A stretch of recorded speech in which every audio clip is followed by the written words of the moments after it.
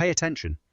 The news events you'll read here are real, they made headlines, they're documented, but the reasons they happened, the characters behind the scenes, the operations, the explanations, that's pure fiction. Real news, fictional backstory, that's what you're getting. Or is it? July 13th had come and gone. The Bedminster incident was over. A temporal loop had collapsed. Cheese had been involved in ways nobody could fully explain. Brian Katpurrnick had walked away thinking he'd solved a local crime. EATU, the Environmental Anti-Terror Unit, knew better. 3 weeks later, the team regrouped. There were loose threads. Project Bluebird was still active. The Council of 10A remained silent. And somewhere in the desert, recovered technology was being moved through channels that shouldn't exist. It was mid-August when Wanda's encrypted signal reached Brian's phone. No voice this time. Just coordinates in a single word. Phoenix. Tesla Tech Convention. 2 days. Be there. Brian booked a flight without knowing why. He never questioned the anonymous calls anymore. They were always right. Always led somewhere that mattered, even if he didn't understand why until afterward. The Phoenix Convention Center was massive. Thousands of people moving between exhibits, energy weapons, free energy systems, anti-gravity, propulsion, all the fring technology that mainstream science wouldn't touch. Brian walked through the doors, completely unaware that you was already positioned in the crowds around him. Grey somewhere in the periphery. A Russian blue long-hair cat slipping between clusters of people like he'd always been there. Watching resource flows, nobody noticed him. Grey had perfected invisibility. Wanda monitoring every digital feed from her storm drain 3 states away. Her angler fish teeth gleaming under the glow of her 20 monitors. Her 14 keyboards clicking silently. Her bioluminescent lure drifted as she watched. Real-time surveillance of everything Brian couldn't see.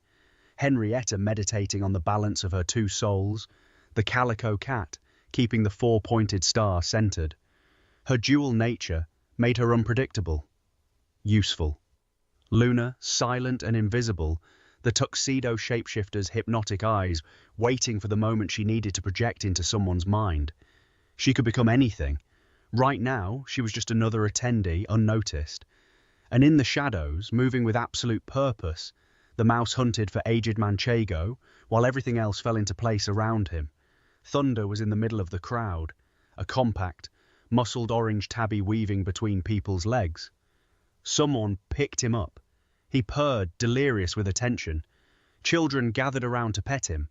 The perfect distraction. Nobody looked past the adorable cat being fawned over to notice what was actually happening around him.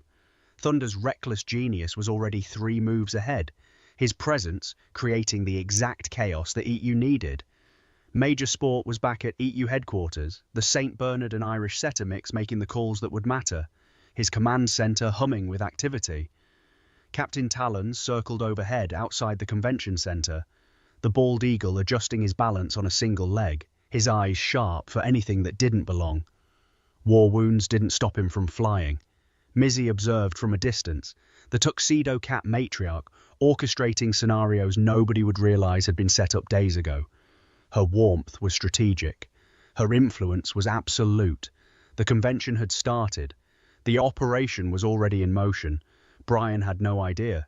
In the middle of the crowd, thunder purred loud enough to draw more children. An older woman knelt down, scratching behind his ears. He loved every second of it, genuine joy mixed with operational precision. His tail flicked once, twice, a specific pattern. 3 blocks away, on a rooftop with clear sightlines to the convention center, Captain Talons saw it. He dipped 1 wing in acknowledgement.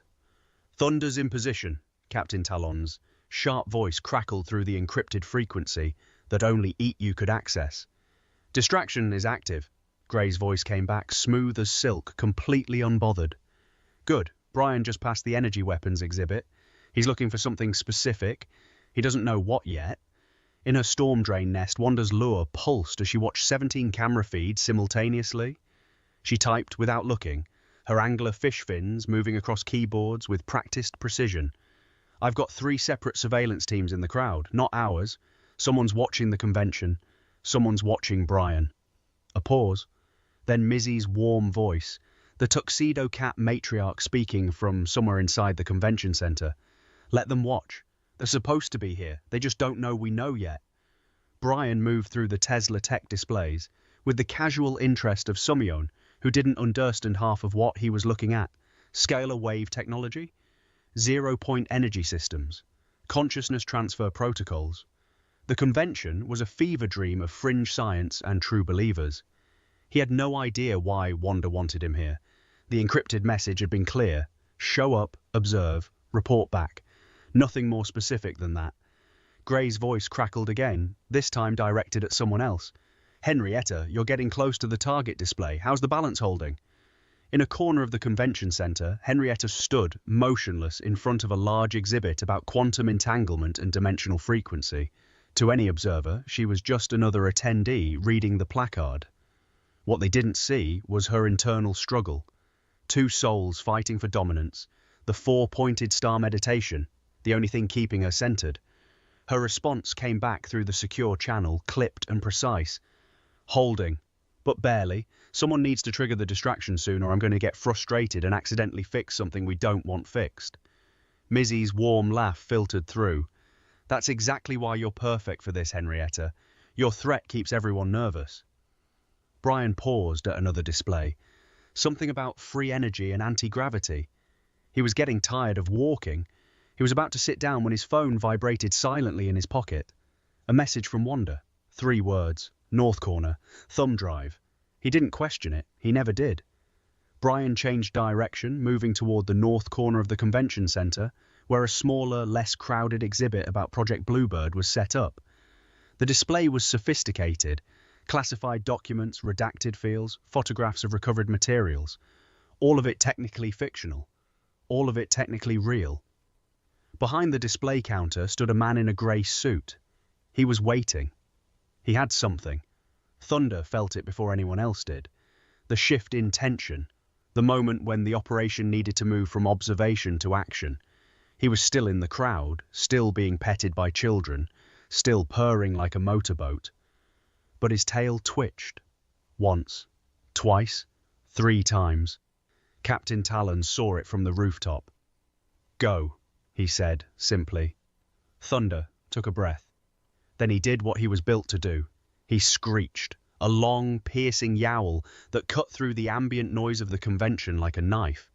Not a cat sound, an alarm, a warning. Every head in the convention center turned toward him.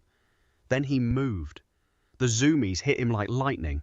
His compact, muscled body exploded into motion.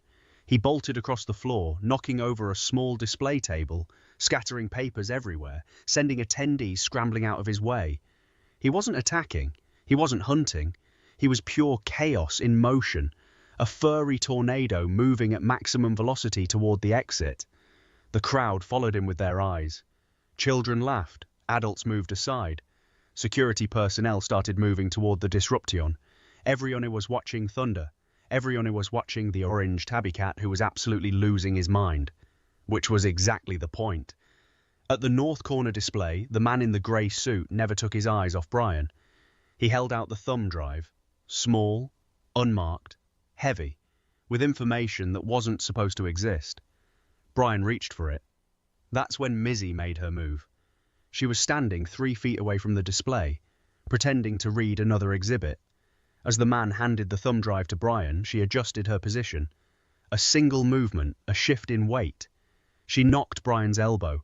It wasn't violent, it wasn't obvious, it was just enough. Brian's hand jerked at the wrong moment. The thumb drive fell. The man in the grey suit cursed under his breath. Thunder's chaos was reaching maximum intensity now. He had knocked over 3 more displays. He was running in circles. He was the most distracting thing happening in the entire convention center. But not for long. Gray watched from his invisible position. He saw the thumb drive hit the ground. He saw the man in the grey suit start to bend down. He made a decision. Gray moved, just slightly, into the path of the reaching man. A subtle block.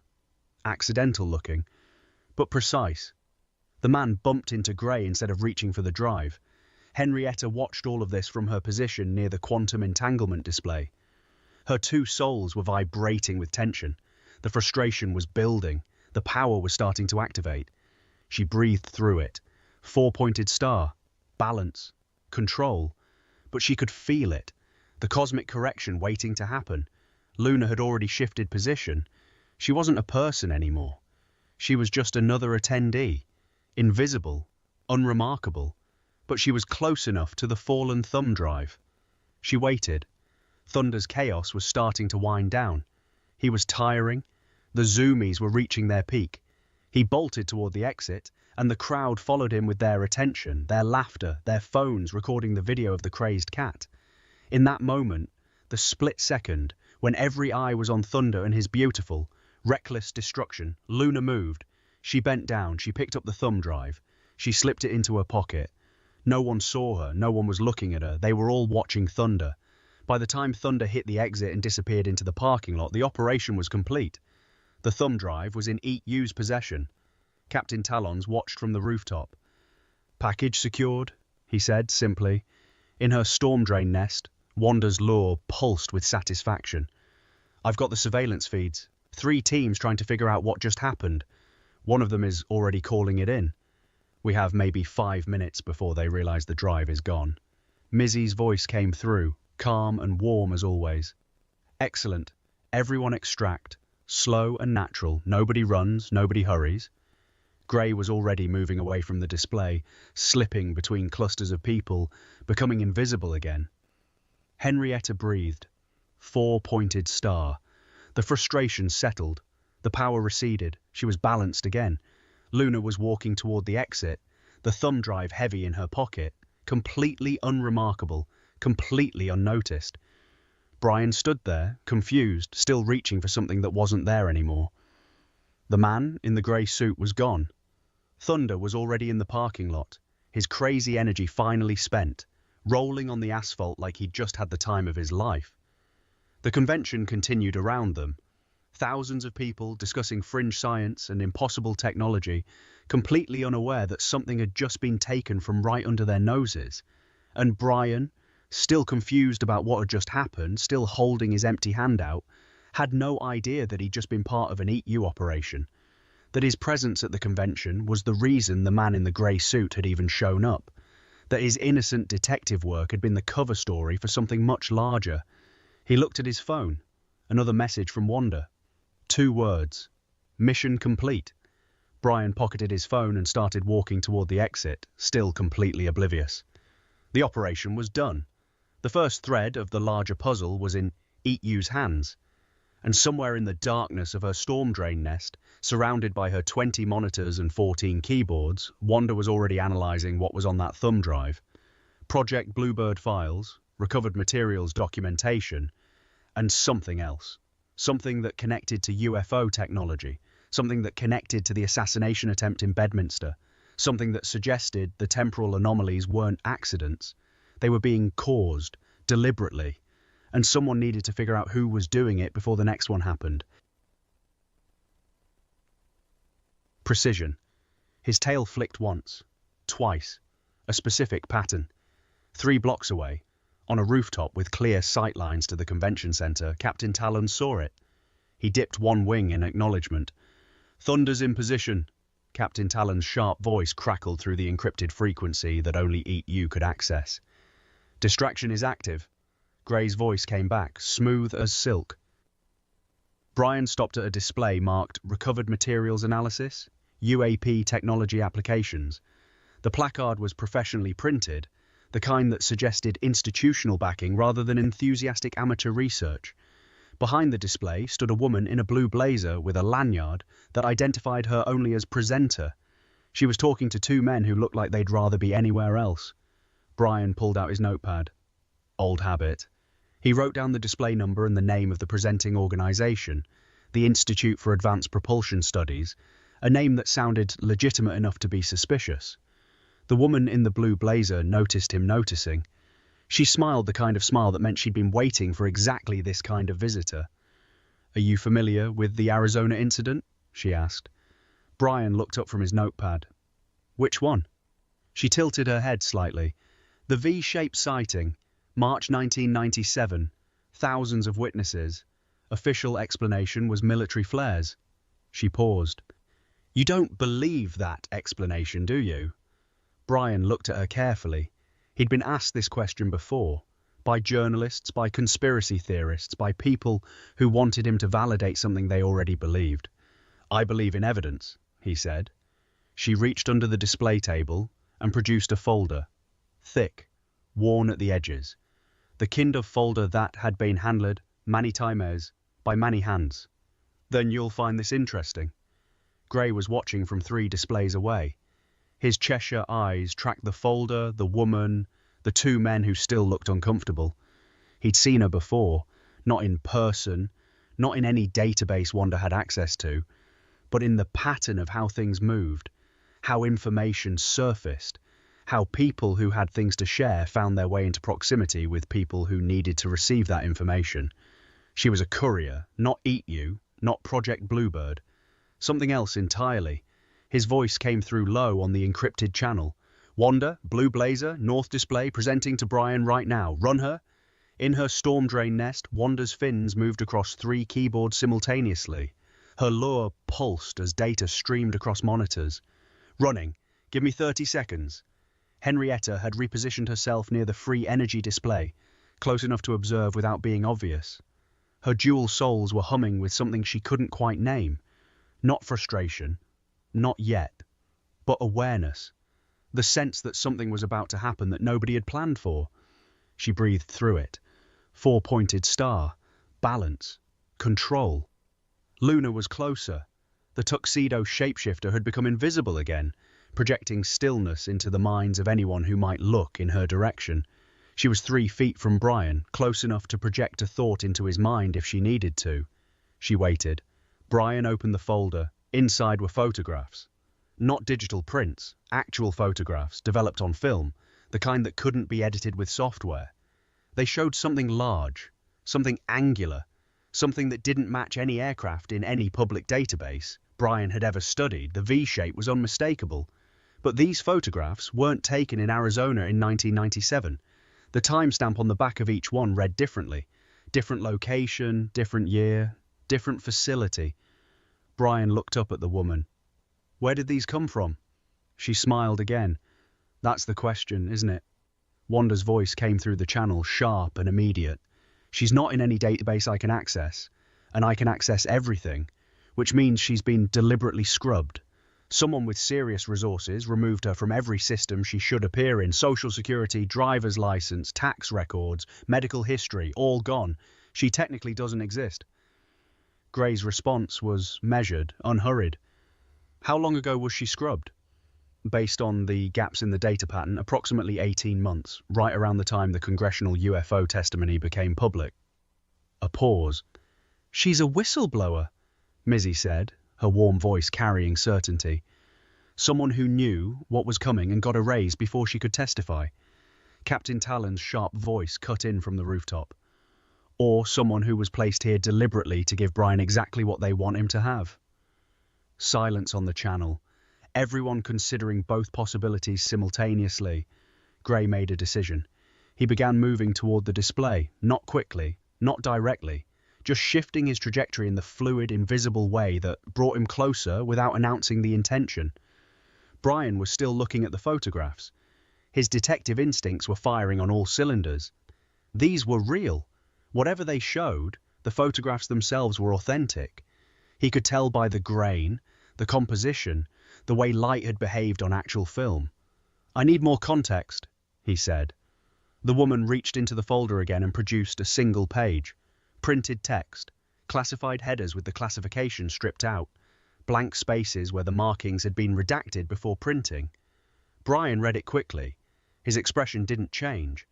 A good detective never showed what he was thinking when something hit important. But his hand tightened slightly on the folder. Luna felt it. From her invisible position 3 feet away, she read the micro-expression, the slight tension in his jaw. She projected a gentle thought into his mind. Not a command, not a manipulation. Just a question that seemed to come from his own thinking. Is this what you were sent here to find? Brian blinked, looked around briefly as if the question had come from somewhere external, then returned his attention to the woman. How do I know this is authentic? She reached into her blazer pocket and produced a thumb drive, different from the one Gray had taken from the contractors, smaller, red, with a symbol etched into it that Brian had seen before, the same symbol that had been on the mustard jar in Bedminster. His breath caught, just slightly, but Luna felt it. She transmitted quietly on the Eat You channel. Nothing verbal, just the impression of urgency, the sense that the operation had just shifted into different territory. Gray saw it immediately. He was close enough now to observe Brian's reaction. His Cheshire eyes narrowed. The woman held out the red thumb drive. "Take it," she said simply. "You were sent here to find it, you know that." Brian looked at the drive, at the symbol, at the woman who didn't exist in any database. He took it. The moment his hand closed around it, three things happened simultaneously. The surveillance team that Wanda had been monitoring on her feed started moving. All three teams, converging on the north display from different directions. The mouse emerged from behind a display about 0-point energy systems, a small piece of aged manchego tucked under one arm. He looked at the red thumb drive in Brian's hand. His whiskers twitched. His ears went back slightly. He made a gesture. 2 fingers pointed at the drive, then a sharp cutting motion across his throat. Warning, that drive is a problem. Nobody saw him except Gray. And Gray, for the first time in a very long time, didn't know what to do with a signal. Then Henrietta's frustration peaked. She'd been holding it. 4-pointed star, meditation, balance, but 3 surveillance, TMs converging, a mouse giving, whinnying signals, a woman who don't exist handing Brian a drive with a temporal anomaly symbol on it. It was too much input, too many variables. The dual souls inside her fractured their balance for exactly 1 second. 1 second was enough. The lights in the convention center flickered. Every electronic display in a 20-foot radius around the north display glitched simultaneously. The surveillance team stopped moving as their communication devices experienced a half-second of complete signal loss. Then everything returned to normal. Henrietta breathed, 4-pointed star, back in balance. But in that half-second of electronic chaos, the woman in the blue blazer had moved. She was gone, disappeared into the crowd as if she'd never existed, which, according to Wanda's databases, she hadn't. Brian stood there holding the red thumb drive. The folder of photographs was still in his other hand. The display in front of him was empty. Wanda's voice came through, her fins typing rapid sequences across keyboards. "She's gone. I've lost her on every feed. Every camera in the convention center just had a half-second gap in coverage. The surveillance teams are reorienting. They know something happened. They don't know what." Gray was already moving away from the north display, his invisible presence drifting toward the exit, with perfect, unhurried grace. "We need to extract Brian." Mizzy's warm voice came through immediately. "Already handled." Brian's phone vibrated. A message from the anonymous number he'd learned never to ignore. "Exit through the east doors. Don't run. Blue food. Truck outside. Order coffee. Wait." Brian pocketed the red thumb drive, tucked the folder under his arm, started walking toward the east exit, with the casual movement of someone who'd seen enough for one afternoon and was ready for coffee. He had no idea that he was carrying 2 separate pieces of intelligence, that 3 different organizations were willing to do significant damage to obtain. He had no idea that the woman who'd given him the folder didn't exist. He had no idea that a small grey mouse had warned the team about the red thumb drive, using military hand signals from behind a 0-point energy display. He just wanted coffee. Captain Talons watched from the rooftop as Brian emerged through the east doors and moved toward the blue food truck, parked at the edge of the convention center lot. His single leg adjusted as he shifted position on the rooftop edge, his wings spreading slightly for balance. Brian's out, he's secure. Thunder emerged from between 2 parked cars in the lot, his orange fur dusty, from the parking lot asphalt looking like he'd just survived something dramatic. He fell into step 20 feet behind Brian, completely casual, occasionally stopping to investigate things on the ground, the way cats do when they're pretending they weren't just running at maximum velocity. Mizzy appeared at the food truck ahead of Brian, ordering something with the warm confidence of someone who belonged exactly where they were.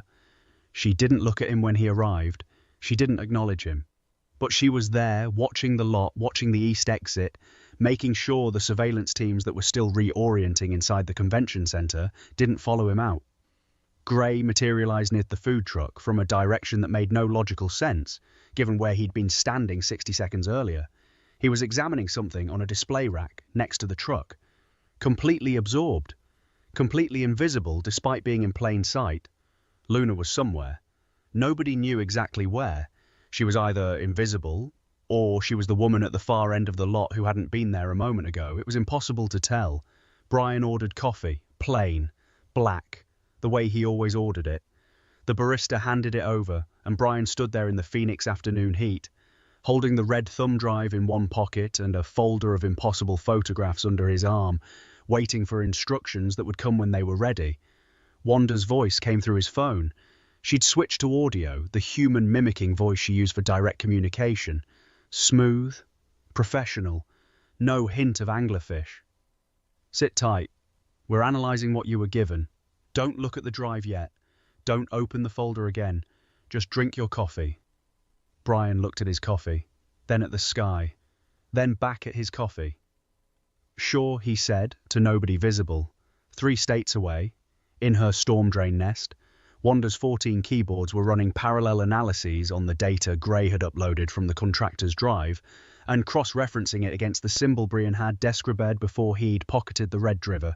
The symbol was a match. Arizona 1997, Bedminster temporal loop, the recovered materials documentation from the contractor's drive, and 3 facility coordinates she'd never seen before, all connected by the same symbol, all connected to something that had started long before Bedminster, long before any of them had been watching. Her lure pulsed slowly in the dim light of her underground nest. Major Sport, she said, switching to the command channel. We have a problem. At EU headquarters, Major Sport raised his shaggy head from the command desk, his 1,000-yard stare focused. His voice came back slow and deliberate. Report. The thumb drive from the contractors, the folder Brian received, the red drive with the symbol. All 3 are pieces of the same intelligence package. Someone wanted us to have all 3. Someone positioned them at this convention specifically for our team to retrieve.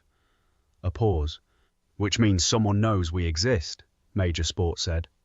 Wanda's lure pulsed once. Yes. Outside the Phoenix Convention Center, Brian drank his coffee and watched the afternoon traffic, completely unaware that in the span of one Tesla Tech convention, everything EU thought they understood about their own operational security had just changed. Someone knew about them, someone had been watching them, and someone had just handed them exactly what they needed to find out why. The blue food truck's coffee was terrible. Brian had noted this immediately, but drank it anyway because the anonymous voice on his phone had told him to wait, and he had learned that waiting with bad coffee was better than moving without direction. His phone vibrated again. Not a message this time. A call. The human mimicking voice he'd come to recognize as his anonymous handler came through calm and professional. The folder. 3rd photograph from the back. Look at the bottom right corner. Brian set his coffee on the truck's counter ledge and opened the folder with one hand. He counted back from the last photograph. 3rd from the back. He tilted it toward the afternoon light. Bottom right corner. A small stamp mark he'd missed before, partially obscured by the photograph's edge but visible if you knew to look.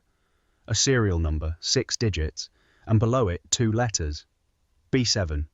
What does B7 mean? Brian asked. It means the facility in those photographs is still active, the voice said. It means what was recovered there hasn't been moved, and it means someone inside that facility sent these photographs out through channels that should have been impossible to access. Brian looked at the photograph more carefully. The V shape was unmistakable, but now he was looking at the background, not the craft, the facility around it.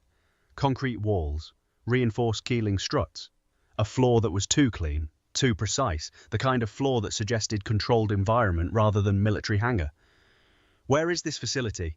A pause that lasted exactly long enough to be deliberate. That's what the red drive will tell you, but not yet. Brian pocketed the photographs, picked up his terrible coffee, looked at the parking lot with the practiced disinterest of someone who was very interested in everything. 20 feet away, Thunder was investigating a discarded sandwich wrapper with the focused intensity of a cat who had definitively not just caused maximum chaos inside a convention center. His orange tail flicked once, twice. Brian watched the cat absently. Something about it nagged at him, the same orange cat from the laundromat in Atlantic City. He was almost certain. Same build, same markings, same tail pattern. He filed it away. Detectives filed things away. They didn't act on coincidence until coincidence became pattern. On the rooftop, Captain Talons adjusted his position. The afternoon thermals were shifting as the sun moved. His single leg gripped the rooftop edge with the practiced certainty of something that had learned to balance through sheer determination. His eyes tracked 3 separate points in the parking lot simultaneously. The surveillance teams were emerging from the convention center now. 2 men, through the east exit. A woman through the north entrance who circled toward the lot with the specific purposeless-looking movement of someone with very specific purpose. Captain Talons transmitted quietly. 3 surveillance elements in the lot. The east pair is heading toward the food truck. They've made Brian. Gray's voice came back immediately. How long? 90 seconds before they're close enough to be a problem. Mizzy was already moving. She'd finished whatever she'd ordered at the food truck and was now walking toward Brian with the warm, natural confidence of someone who'd just spotted a friend. Brian, she said, with exactly the right amount of surprise pleasure that comes from running into someone you know. Brian turned. He didn't recognize her. Of course he didn't. She was a cat, a tuxedo cat who happened to be standing in a Phoenix parking lot apparently greeting him by name, which should have been alarming but somehow wasn't. Because Mizzy had projected nothing threatening into the moment, she didn't need Luna's abilities.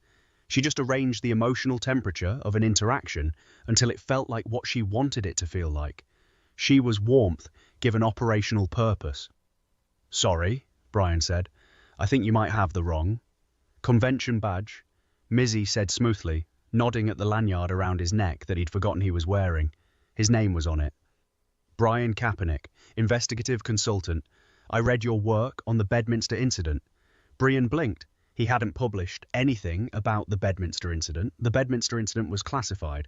The Bedminster incident had officially not happened according to 3 separate federal agencies. I'm not sure what you're referring to, he said, carefully. Mizzy smiled, the kind of smile that made people feel seen. Walk with me, she said simply. Brian walked with her, because that smile said he should, and his detective instinct said she knew something, and both of those things pointed in the same direction. Behind them, the 2 surveillance men from the east exit reached the food truck, looked around, saw nothing of interest. A parking lot, a food truck, a few convention attendees, no sign of the person they'd been tracking. Mizzy had timed the movement perfectly. Gray watched from his invisible position near a parked Tesla, the irony of which he appreciated privately, and confirmed the surveillance elements had lost visual on Brian. Clear, he said on the channel. In a storm drain nest, Wanda was running 3 parallel operations simultaneously. The contractor's thumb drive was yielding data faster than she'd expected. The recovered materials documentation was extensive. Serial numbers, facility designations, technology classifications that matched no public database anywhere in the world. But more interesting than what was on the drive was what the drive was designed to do. Her fins moved across the keyboard quickly, pulling up the drive's underlying architecture.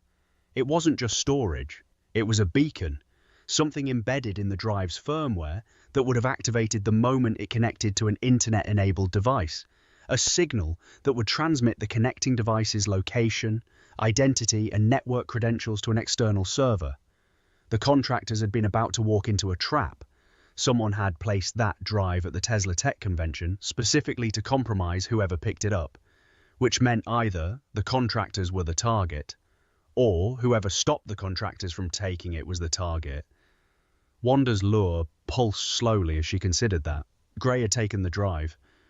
Gray's paw had touched the device, but Gray had never connected it to anything. He'd passed it to Luna, who had passed it to Wanda, through channels that didn't touch the internet. The beacon had never activated, which meant whoever set the trap didn't know if it had worked yet, which meant they were still watching, still waiting to see if their bait had been taken. Gray, Wanda said. I heard, Gray replied.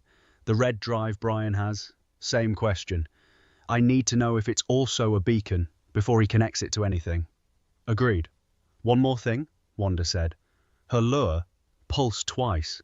The symbol on the red drive. I've cross-referenced it against everything I have access to. It appears in exactly 3 places. The mustard jar from Bedminster, the contractor's drive, and a recovered UAP materials manifest from 1997 that was filed 6 weeks after the Arizona sighting. A pause on the channel. Someone's been running the same operation for almost 30 years, Mizzy said.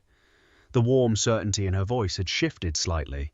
Not fear, Mizzy didn't do fear, but the particular quality of warmth that comes from understanding that the stakes are higher than previously calculated. Major Sport needs to know, Captain Talon said from his rooftop. Major Sport already knows. Sport's voice came through on the command channel, the deliberate weight of it settling over everyone. I've been listening since Wanda found the beacon architecture. Here's what we're going to do. Nobody interrupted. When Major Sport spoke in that tone, nobody interrupted. Brian keeps the red drive. He doesn't connect it to anything. He carries it, because whoever placed it wants to know where he goes next, and we want them to follow him somewhere of our choosing. Gray's smooth voice came back. You want to use Brian as bait. Brian has been bait since Bedminster, Sport said simply. The difference now is we're choosing the trap instead of stumbling into theirs. Brian walked with Mizzy through the convention centre's outer courtyard, a space between the main building and the parking structure that was half-shaded and mostly empty. She was talking about the Tesla Tech presentations with genuine warmth, pointing out which exhibits had been worth attending and which had been enthusiastic misdirection. Brian was listening with half his attention. The other half was processing the photographs in the folder under his arm, the red drive in his pocket, and the nagging familiarity of the orange cat that had materialized 3 feet away and was currently investigating a potted cactus with suspicious thoroughness. Same cat. He was almost certain now.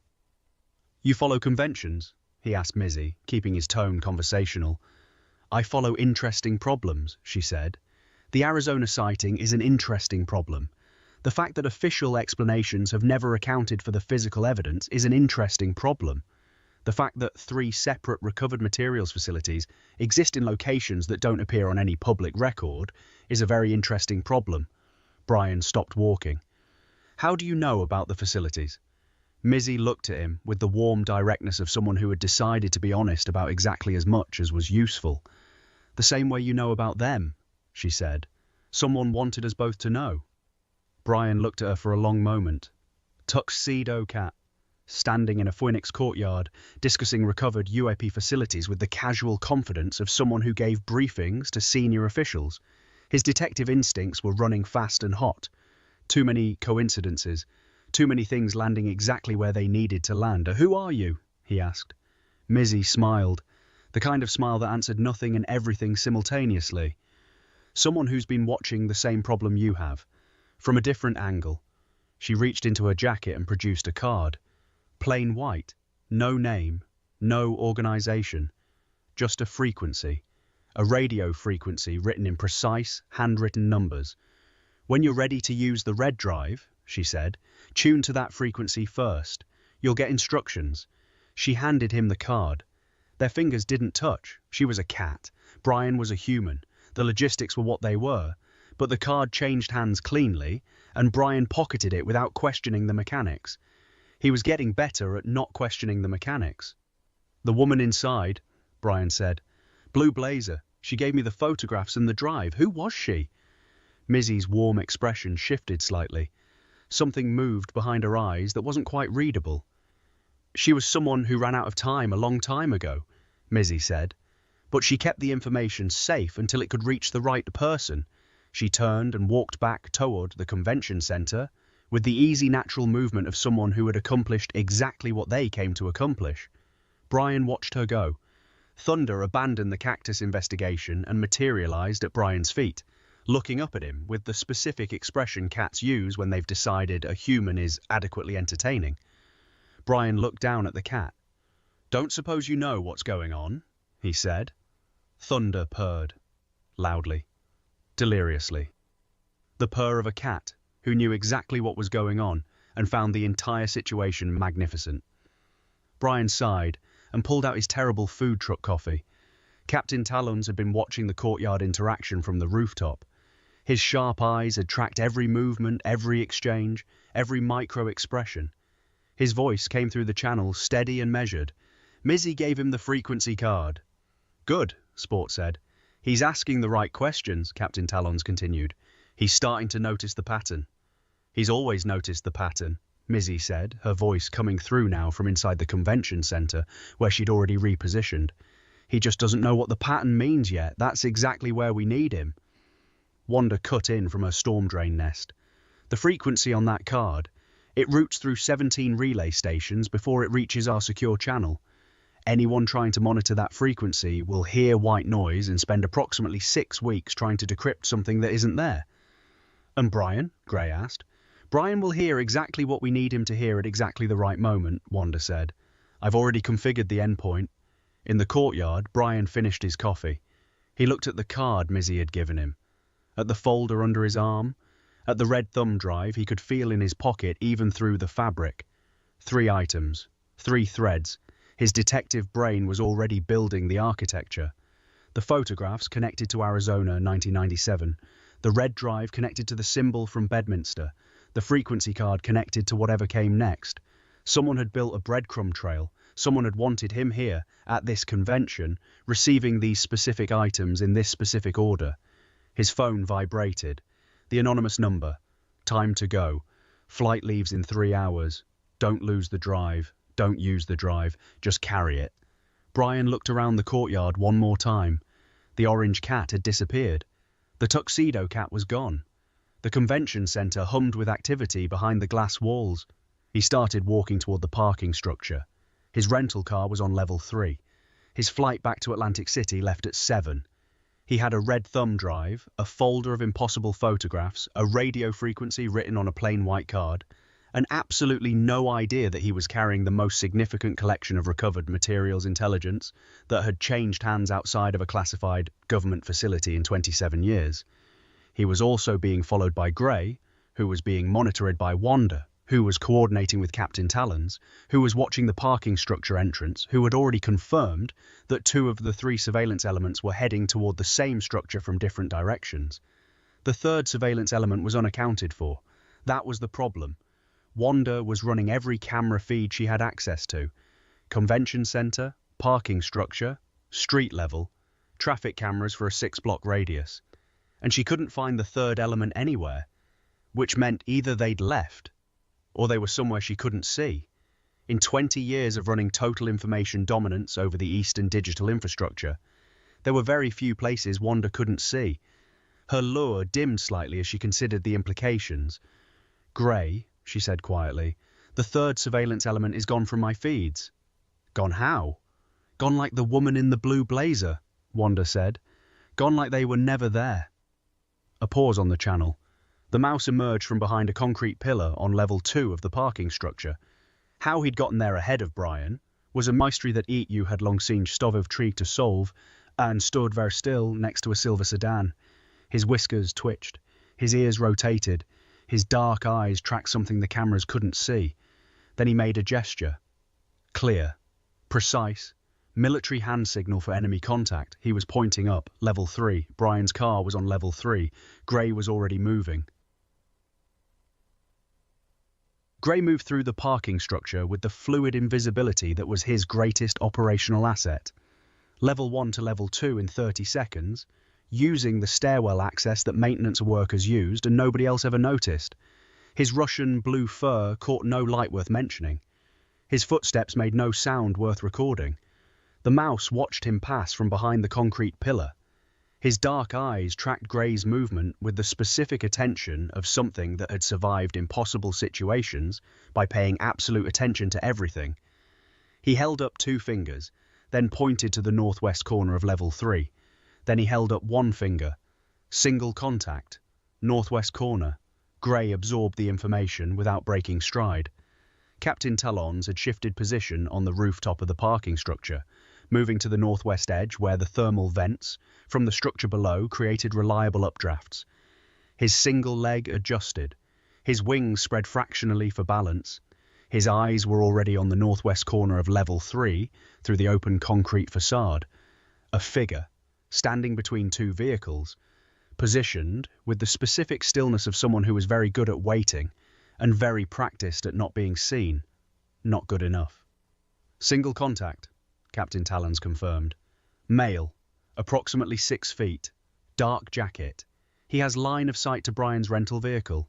He's been there long enough that his feet have shifted position twice. Armed? Sport asked from headquarters. Can't confirm from this angle. Assume yes, Sport said simply. Wanda was pulling every fragment of data she could find. The parking structure's own camera system, she'd been in it since they arrived in Phoenix, showed nothing in the northwest corner of level 3, which meant either the camera had been physically redirected before they arrived or someone had fed a false loop into the system. Someone with skills that approached her own. Her lure pulsed with something that wasn't quite respect and wasn't quite irritation, a combination that didn't have a clean name. Camera on level 3 northwest has been compromised, she said. Someone fed it a clean loop. Professionally done. I'm looking at empty parking spaces that may or may not actually be empty. Can you break the loop? Gray asked, his voice perfectly calm as he reached the level 2 stairwell door. Already breaking it, Wanda said. Give me 90 seconds. Brian was in the elevator. He didn't like parking structure elevators. They were the kind of enclosed space that made a detective's instincts fire without giving them anything specific to fire at. But his rental car was on level 3, and the stairwell door he'd tried on level 1 had been locked from the outside, which he'd noted as mildly unusual and filed away. He watched the floor numbers change. 1, 2, 3. The doors opened. The parking structure's level 3 was half empty, afternoon light cutting through the concrete facade in long diagonal strips. His rental car was visible from the elevator. Silver sedan, 3rd row, northwest corner. Brian stepped out and started walking toward it. His phone vibrated. Not a message, just a single vibration that meant something specific on the anonymous channel. He'd learned the codes without being taught them. 1 vibration meant stop. 2 meant proceed. 3 meant run. 1 vibration. Brian stopped. He was in the middle of the driving lane, exposed, which his instincts didn't love. He stepped sideways toward the nearest vehicle and leaned against it with the casual posture of someone checking their phone. He checked his phone, nothing on screen. But his hand found the red drive in his pocket and he held it there, not knowing why, just knowing that his instincts and the single vibration agreed on something. Gray came through the stairwell door on level 3, with the specific kind of silence that isn't absence of sound, but rather presence of intention. He was between Brian and the northwest corner before Brian had finished checking his phone, moving along the row of vehicles with his Russian blue form pressed low, invisible between wheel wells and undercarriages. He could see the figure now. Dark jacket, standing between a white pickup and a concrete pillar, watching Brian's rental car. Not watching Brian, watching the car, which meant they weren't there for Brian.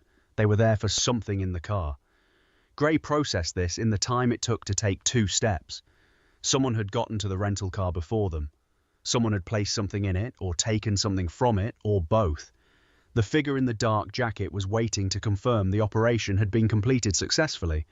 Gray transmitted quietly. This isn't a threat to Brian. This is a search of his vehicle. Someone's already been in the car. Wanda's response was immediate. I'm through the camera loop, switching to live feed now. A pause. The car's been accessed. Driver's side door was opened approximately 40 minutes ago. Someone was inside for 6 minutes. What were they looking for? Mizzy asked. Given what Brian's carrying, Gray said, they were looking for the red drive, but Brian's had the drive on his person since the convention floor. They found an empty car, and they've been waiting ever since to see if he left it behind. Which means they don't know he has it on him, Captain Talon said from the rooftop. Which means they've been watching him but not closely enough, Sport said. A beat. That's interesting. The mouse appeared from beneath a vehicle 3 spaces from Brian's rental car. He'd covered the distance from the concrete pillar on level 2 to his current position in a time frame that defied reasonable explanation and that nobody on the team questioned anymore. He held very still, watching the figure in the dark jacket. Then he made a gesture. Both hands, Specific military signal that the team had learned to read the way musicians read sheet music. Stand down. Let them leave. Follow at distance. Gray absorbed the signal. He stopped moving, pressed himself against the wheel well of a black SUV, and became part of the shadows there. Brian was still leaning against a vehicle 3 rows from his rental car, apparently absorbed in his phone, actually watching everything through his peripheral vision, the way a good detective learns to watch when they don't want to be seen watching. He'd noticed the figure in the dark jacket 40 seconds ago. He hadn't moved, he hadn't transmitted anything, he'd just waited, because Brian Katpurrnick was not as oblivious as everyone, including himself, assumed. He was a black ops agent who believed he was a private detective, and whatever layer of his training operated below his conscious awareness was operating right now, keeping him still, keeping him quiet, keeping him exactly where the situation needed him to be. The figure in the dark jacket waited another 30 seconds, then made a decision.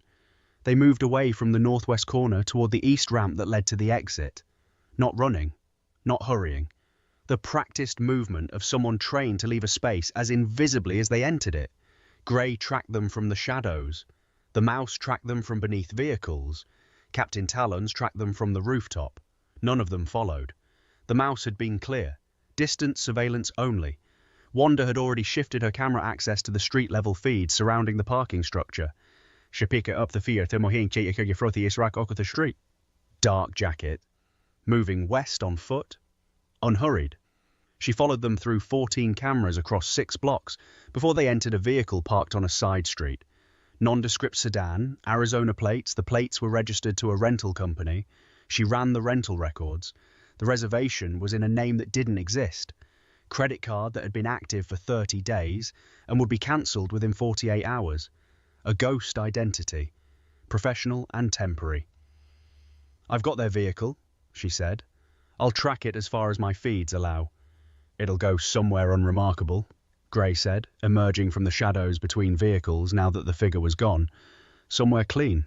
They're professionals." "Everyone's professionals lately," Wanda said, and there was something in her voice that was as close to unsettled as she ever allowed herself to sound. Brian pushed off from the vehicle he'd been leaning against and walked to his rental car. He checked it, without appearing to check it, ran his hand along the door frame, looked at the seat position, noted the slight angle of the rearview mirror that was 2 degrees off from where he'd left it. He got in, adjusted the mirror, started the engine. His phone vibrated twice. "Proceed." He pulled out of the parking structure and headed toward the airport, the red drive in his pocket and the folder of photographs on the passenger seat, completely unaware of how many eyes were still on him. Or mostly unaware. Major Sport was standing at the window in EATU headquarters when all the information came through, not because he needed to stand at the window to receive it, but because the window gave him something to look at, while he thought and thinking was what the situation currently required. Someone knew about Brian, not in the vague way that intelligence agencies sometimes accumulated information about private investigators who happened to work adjacent to classified events, specifically knew about him, had searched his rental car for the red drive specifically, had placed surveillance at the Tesla Tech convention specifically, which opened a question that Sport had been turning over since Wanda first identified the beacon architecture in the contractor's drive. Were they compromised? He turned it over carefully. EATU operated in total secrecy. Their communications were encrypted through channels that Wanda personally maintained. Their identities were protected by the same invisibility that protected them operationally. Nobody looked for animals. Nobody thought to look for a network of cats and a fish and a dog and an eagle and a mouse running black operations from storm drains and rooftops and parking structures, except someone apparently had. Or someone had found Brian first and worked backward. That was the more likely scenario. Brian's work was not entirely invisible. He filed reports, he had clients, he produced results that occasionally surfaced in the world in ways that left traces. The Bedminster incident had left traces. Someone who'd been watching Bedminster closely enough had followed those traces to Brian, and Brian led back to them. Not directly, not yet, but the vector existed. Sport made a decision. "We need to move Brian off the board temporarily," he said. The channel was quiet for a moment. Mizzy spoke first. He's in the middle of the operation. He's in the middle of their operation, Sport said. The red drive is bait. We already established that. They're using him to carry it somewhere they want it to go. I want to choose where it goes instead of letting them choose. You said that before, Gray said. The trap instead of theirs. Yes, and now I know what the trap is. The drive has a beacon. They want to know where Brian takes it. They want to follow the beacon to whatever facility or contact or location he connects it to. They believe he's working for someone and they want to find out who. A pause. They're trying to find us, Wanda sighed. Yes? The word settled over, the Chanel like a stone settling into deep water. Captain Talon spoke from his rooftop position, his voice carrying the particular weight of a veteran who has assessed danger before. Then we give them what they want. We let the beacon lead them somewhere, just not somewhere real. Sport's voice came back with the slow, deliberate satisfaction of a commander whose team had just caught up with his thinking. Exactly. Brian's flight back to Atlantic City had a layover in Dallas. He sat in the terminal at Phoenix Sky Harbor with bad airport coffee that was marginally better than the food truck coffee, the red drive in his jacket pocket and the folder of photographs in his carry-on. His phone showed no new messages from the anonymous number. He used the silence to think, which was what detectives did with silence. They thought. The woman in the blue blazer who didn't exist had given him photographs and a drive. The tuxedo cat who knew his name had given him a radio frequency. The anonymous voice on his phone had told him to carry the drive but not use it. The parking structure surveillance had been looking for the drive in his car. 3 separate parties at the same convention, all interested in the same object, all moving around him as if he were the center of something without anyone explaining what the something was. He'd been the center of things before without knowing it. He was starting to recognize the feeling, the slight sense that the world was arranged around him in ways he hadn't arranged it himself. His first thought in those situations was always, who arranged it? His second thought was always, why me? He was on his second thought when his phone vibrated. Not the anonymous number. A different number. One he didn't recognize. He answered. Mr. Katpurrnick. The voice was male. Precise. The kind of voice that had given many briefings to many people in many rooms where things were classified. You have something that doesn't belong to you. Brian sipped his coffee. I have a lot of things, he said. You'll need to be more specific. The drive, the voice said. Red. Small. You received it from a woman who no longer has the authority to distribute it. What woman? Brian said. A pause. The voice recalibrated. Mr. Katpurrnick, what you're carrying is a matter of national security. I need you to understand that. I understand a lot of things, Brian said. Understanding things doesn't tell me who I'm talking to. Someone who can make your current situation significantly more complicated, the voice said, or significantly simpler, depending on what you do in the next 24 hours. Brian looked at the departures board. His flight to Dallas was boarding in 40 minutes. I'm listening, he said. There's a location, the voice said. A facility you'll find referenced in the materials you were given. I need you to go there. I need you to bring the drive. And I need you to do it before anyone else decides you're more useful to them as a problem than as an asset. Brian set down his coffee. That sounds like a threat. It's a description of your situation, the voice said. The threat is from other parties, not from me. And what do you get out of this? The drive returned to proper custody, the voice said, and your continued good health, which I assure you is not guaranteed by your current trajectory. Brian looked at the terminal around him. Families with children, business travelers, a man asleep across 3 seats with a jacket over his face. Normal airport afternoon. I'll think about it, Brian said. Don't think too long, the voice said. The call ended. Brian sat with his coffee and his thoughts for a long moment. Then his phone vibrated. Anonymous number. We heard, don't call back, don't agree to anything. Board your flight, we'll talk when you land. Brian boarded his flight. He put the red drive in his carry-on and the photographs in the seat pocket in front of him, and somewhere over New Mexico at 37,000 feet, he fell asleep and dreamed about cheese, which was unusual because he didn't particularly like cheese, and which nobody would ever know was the mouse's fault for moving through the cabin on his way to the galley, where he'd identified a promising wedge of aged Gouda in the first-class service cart. The mouse moved through the aircraft with the specific ease of something that had bypassed significantly more sophisticated security than a commercial airline. He secured the Gouda. He found a comfortable position in the overhead bin above seat 24C. He settled in. The flight continued westward, and somewhere below, the desert stretched out in all directions, and in 3 facilities whose coordinates were encoded on a red thumb-drive in a carry-on bag in the overhead bin of a commercial aircraft. Something waited that had been waiting for a very long time. Something that connected Arizona 1997 to Bedminster to a Tesla Tech convention in Phoenix. Something that connected a temporal loop involving cheese to recovered UAP materials to a beacon architecture designed to find whoever was protecting the information. Something that had been patient for 27 years and was prepared to be patient for considerably longer. The aircraft crossed into Texas airspace. The mouse finished his Gouda. Brian slept. You watched. Atlantic City at midnight looked like a city that had given up pretending to be respectable and decided to lean into the chaos instead. Lights that were too bright for the hour, streets that were too busy for the time, the specific energy of a place that never fully committed to either sleeping or waking. Brian's cab from the airport cut through the edge of the boardwalk district and turned inland toward his office on Meridian Avenue.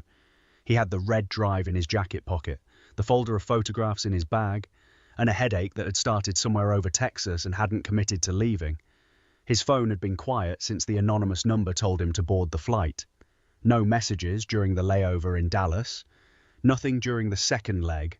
The silence had the particular quality of silence that means something is being decided by people who aren't you. He paid the cab and stood outside his office building for a moment in the Atlantic City midnight air, which smelled like ocean and poor decisions and something faintly chemical that probably had an explanation he didn't want to know. His office was on the 4th floor. The elevator worked approximately 60% of the time.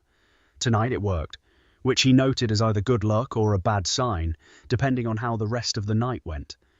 He unlocked his office door. The light was already on. Brian stood in the doorway for a moment, assessing. Nothing visibly displaced, nothing obviously wrong. His desk was where he'd left it. His ancient typewriter was where he'd left it.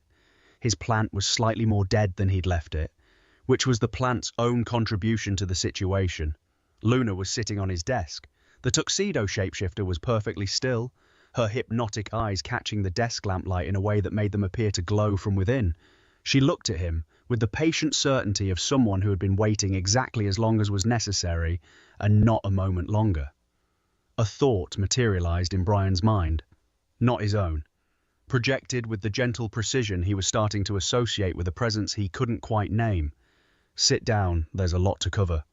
Brian sat down, because the thought said to, and because his feet hurt, and because the Atlantic City midnight air had done nothing for his headache, and sitting seemed like the most reasonable response to finding a cat on his desk, who could apparently put thoughts in his head.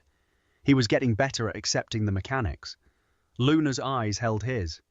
Another thought arrived, more complex than the first, carrying texture and image alongside the words. The man who called you at the airport. He works for the same organization that placed the beacon in the contractor's drive.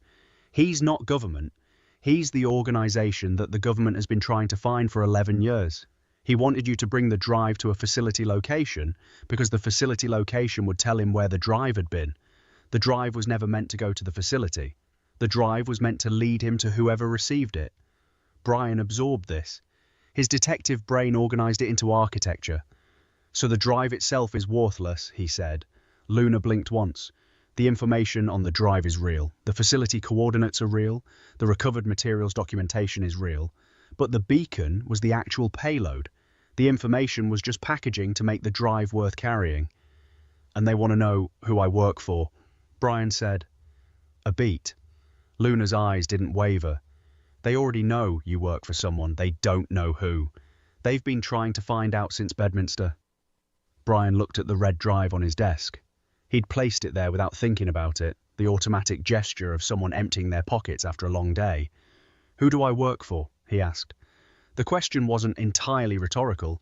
He'd been asking it in one form or another since the first anonymous call had arrived on his phone 3 years ago. He'd assembled pieces of the answer the way a detective assembles pieces of anything, slowly, carefully, with the understanding that the picture only becomes clear when enough pieces are in place. Luna's eyes held his for a long moment. Then she looked away. The communication closed. Not because she didn't know the answer, because it wasn't time for that answer yet. Brian understood. He'd been a detective long enough to know that timing was part of information. The right answer at the wrong time was still the wrong answer. He picked up the red drive.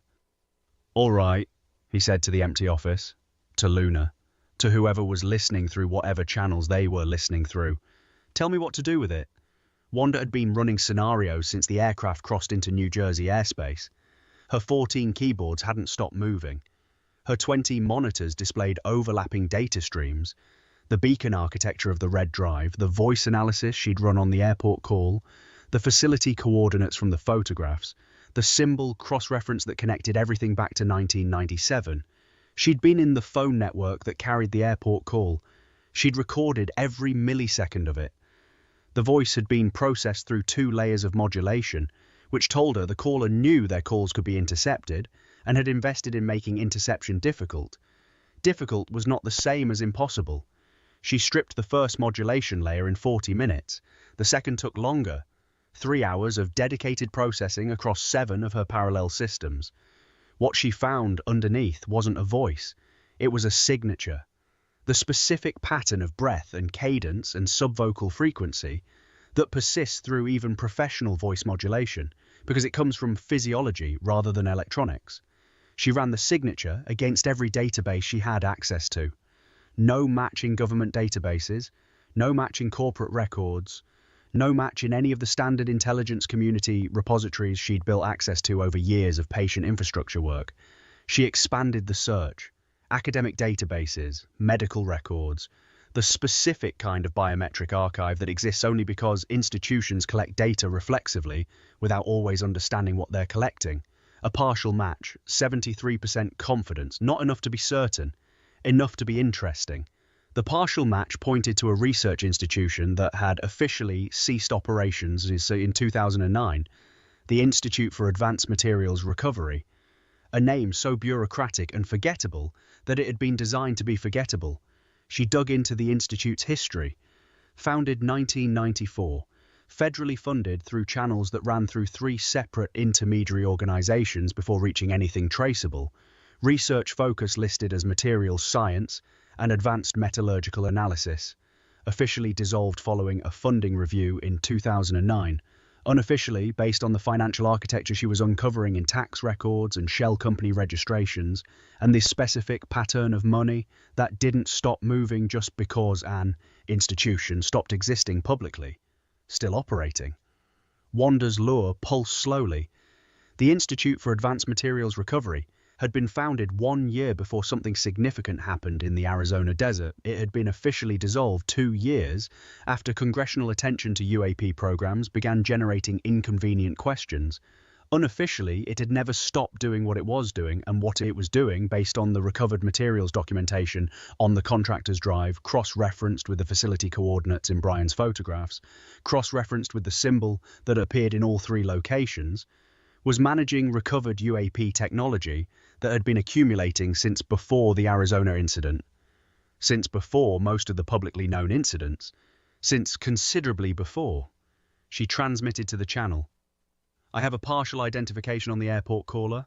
73% confidence, which I want to stress is not certainty, points to an individual affiliated with an organization called the Institute for Advanced Materials Recovery. Officially dissolved 2009, actually still operating."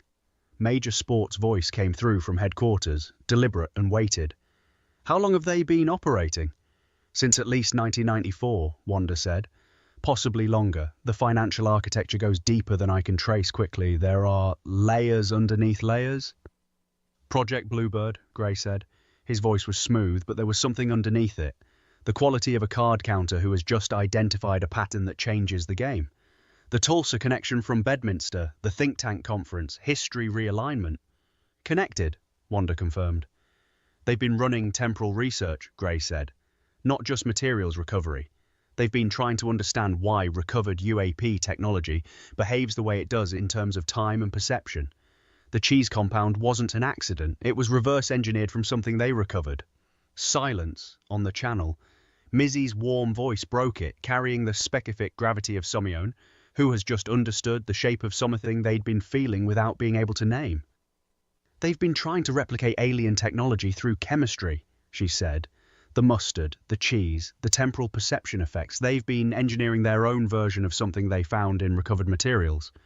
And they've been testing it, Captain Talon said from his rooftop in Phoenix, where he'd remained as the rest of the team dispersed because the thermals were good and the vantage point was better. Bedminster wasn't a political operation, it was a field test. Using the former president as an unwitting subject, Sport said. Using the rally as cover, Gray added. The chaos, the security, the media attention, all of it created a controlled environment where an anomalous event could occur and be attributed to something else. Brian's voice cut through the channel unexpectedly. He'd never transmitted on the channel before. He didn't know he had access to the channel. His phone shouldn't have been able to reach the channel. Wanda's fins froze over her keyboards. I can hear you, Brian said. His voice had the particular quality of someone who has just understood something significant and is choosing his words carefully. I don't know how I can hear you, but I can, and I need to tell you something. Complete silence on the channel. Brian's voice continued. The photographs, the facility coordinates, I've seen the facility before. Not in the photographs, in person. 3 years ago, I was hired to investigate a missing persons case in New Mexico.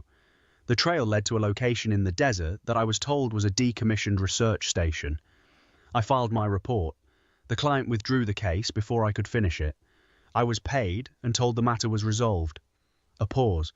The background in the photographs, the floor pattern, the ceiling strut spacing, it's the same facility. Wanda's fins moved across keyboards with controlled urgency. Brian, don't move, don't touch anything. Stay exactly where you are. I'm sitting at my desk, Brian said. Luna's on the desk. There's a cat on my desk. I'm starting to feel like that's been normal for longer than I realized. Luna's eyes caught the desk lamp again. She projected a single thought into Brian's mind calm certain. You're a doing fina. Gray's voice coming through, the smooth surface of it carrying something underneath that wasn't quite urgency but was adjacent to it. 3 years ago, New Mexico, missing persons case. Brian, who was the client? Brian was quiet for a moment. The client was a law firm representing a family. The missing person was a researcher, mid-50s, materials scientist by training. She'd been working at what was described as a private research facility. Her name, Gray said. Another pause. Dr. Elaine Marsh, Brian said. Wanda's lure pulsed once, twice, 3 times in rapid succession. Brian, she said, and her voice had dropped the human mimicry enough that something of the anglerfish came through, something wet and deep and entirely serious. The woman in the blue blazer at the Tesla Tech convention, the one who gave you the photographs and the red drive, I need you to look at the 3rd photograph in the folder. Not the symbol, the background, the far left edge of the frame. Brian opened the folder. 3rd photograph, bottom right corner had the B7 stamp he'd already found. He moved his attention to the far left edge. A figure, partially out of frame. The photograph had been taken quickly, at an angle, the way photographs get taken when you're trying to document something without appearing to document it. The figure was a woman, partially visible, enough to see the line of her jaw, the angle of her shoulder, the specific posture of someone who is simultaneously trying to appear casual and monitoring everything in the room with complete attention. Brian knew that posture. He'd spent 3 years looking at it in the photographs his former client had provided when filing the missing persons report. That's Dr. Elaine Marsh, he said, quietly. Yes, Wanda said. She was the missing person. Yes. She gave me the photographs and the drive. Yes. Brian set the photograph down carefully. She's been missing for 3 years, he said. She was the missing person I was hired to find. Someone withdrew the case before I found her, and she showed up at a Tesla Tech convention in Phoenix and handed me intelligence about a facility that matches the location I traced her disappearance to 3 years ago. Yes, Wanda said. She found me, Brian said. She's been waiting. She needed me to have this information, and she waited until she could reach me safely. That's our assessment, Mizzy said, her warm voice carrying the specific quality it carried when she was certain about something. Which means she knows who I work for, Brian said, even though I don't. Silence. Luna's eyes caught the light. She projected nothing. She just watched him with the patient attention of something that understood this was a moment that needed to breathe. Brian looked at the red drive on his desk, at the folder of photographs, at the tuxedo cat who could put thoughts in his head and apparently knew considerably more about his professional situation than he did. All right, he said. He picked up the red drive, turned it over in his fingers. The symbol caught the light, the same symbol from the mustard jar in Bedminster, from the contractor's drive, from the 1997 Recovered Materials Manifest. The radio frequency, he said. The card the tuxedo cat gave me in Phoenix. He reached into his jacket and found it. Plain white card, precise handwritten numbers. Wanda, he said, is that frequency safe to use? It roots through me, Wanda said. Everything roots through me eventually. Then I'm going to tune to it, Brian said, and I'm going to see what Dr. Elaine Marsh wants me to know. He opened his desk drawer and found the portable radio he kept there for reasons he'd never fully examined. He'd bought it 3 years ago, shortly after the New Mexico case had been withdrawn, shortly after the first anonymous call had arrived on his phone. As if some part of him, below conscious awareness, had known he'd need it. He set the frequency. His fingers knew the numbers from the card without him having to look twice. Static, then a tone, then a voice. Not Dr. Marsh. Something older, something recorded, something that had been waiting on that frequency for considerably longer than 3 years, keyed to activate only when the specific signal architecture that Wanda maintained passed through it. A man's voice, precise, measured, with the specific cadence of someone recording something they knew might not be heard for a very long time and wanted to be understood clearly when it finally was. If you're receiving this transmission, then the materials have reached the correct recipient and the network we built is still operational. My name is not important. What is important is that you understand what you're holding and what it means. Brian sat very still. The recovered materials designated in the B7 facility represent the clearest physical evidence yet obtained of non-human intelligence with capability for temporal manipulation, not time travel in the science fiction sense. Temporal layering, the ability to experience and potentially influence multiple points in a timeline simultaneously. The compounds your colleagues may have encountered, designated in our records as ternum lactis and its catalyst, are our best attempt at a human-accessible interface with that capability. We reverse-engineered them from trace biological residues found in a recovered craft. They work imperfectly, they work dangerously, but they work. A pause in the recording, the sound of someone breathing, organizing thoughts. The organization that has been trying to recover this information is not interested in understanding what we found. They are interested in controlling it, in weaponizing temporal perception the way every previous generation has weaponized whatever it found that could be weaponized. We built a network to prevent that. The network uses unconventional assets that exist in spaces the organization doesn't think to monitor. Brian looked at Luna. Luna blinked once. If you're listening to this, the voice continued, you are part of that network whether you know it yet or not. The red drive you're holding contains coordinates for 3 facilities.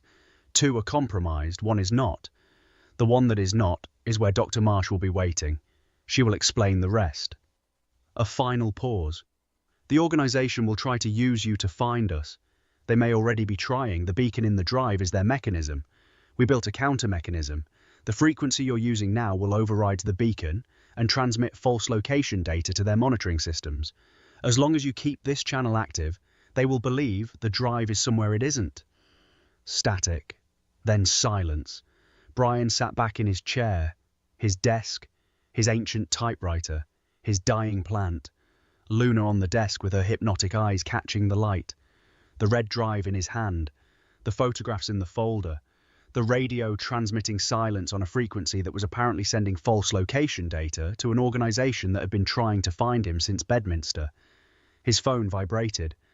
Anonymous number, you heard it. Now you know. Get some sleep. Tomorrow is going to be complicated. Brian set the radio down without turning it off. Set the drive beside it. Looked at the ceiling for a moment. Luna, he said. The tuxedo cat's eyes found his.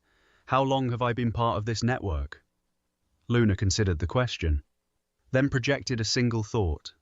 Clear, simple, carrying the specific weight of something that was both answer and beginning. Since New Mexico. Brian nodded slowly. 3 years. He'd been part of something for 3 years without knowing what the something was. He'd been receiving anonymous calls and following anonymous instructions and filing classified reports that went somewhere he'd never been able to trace.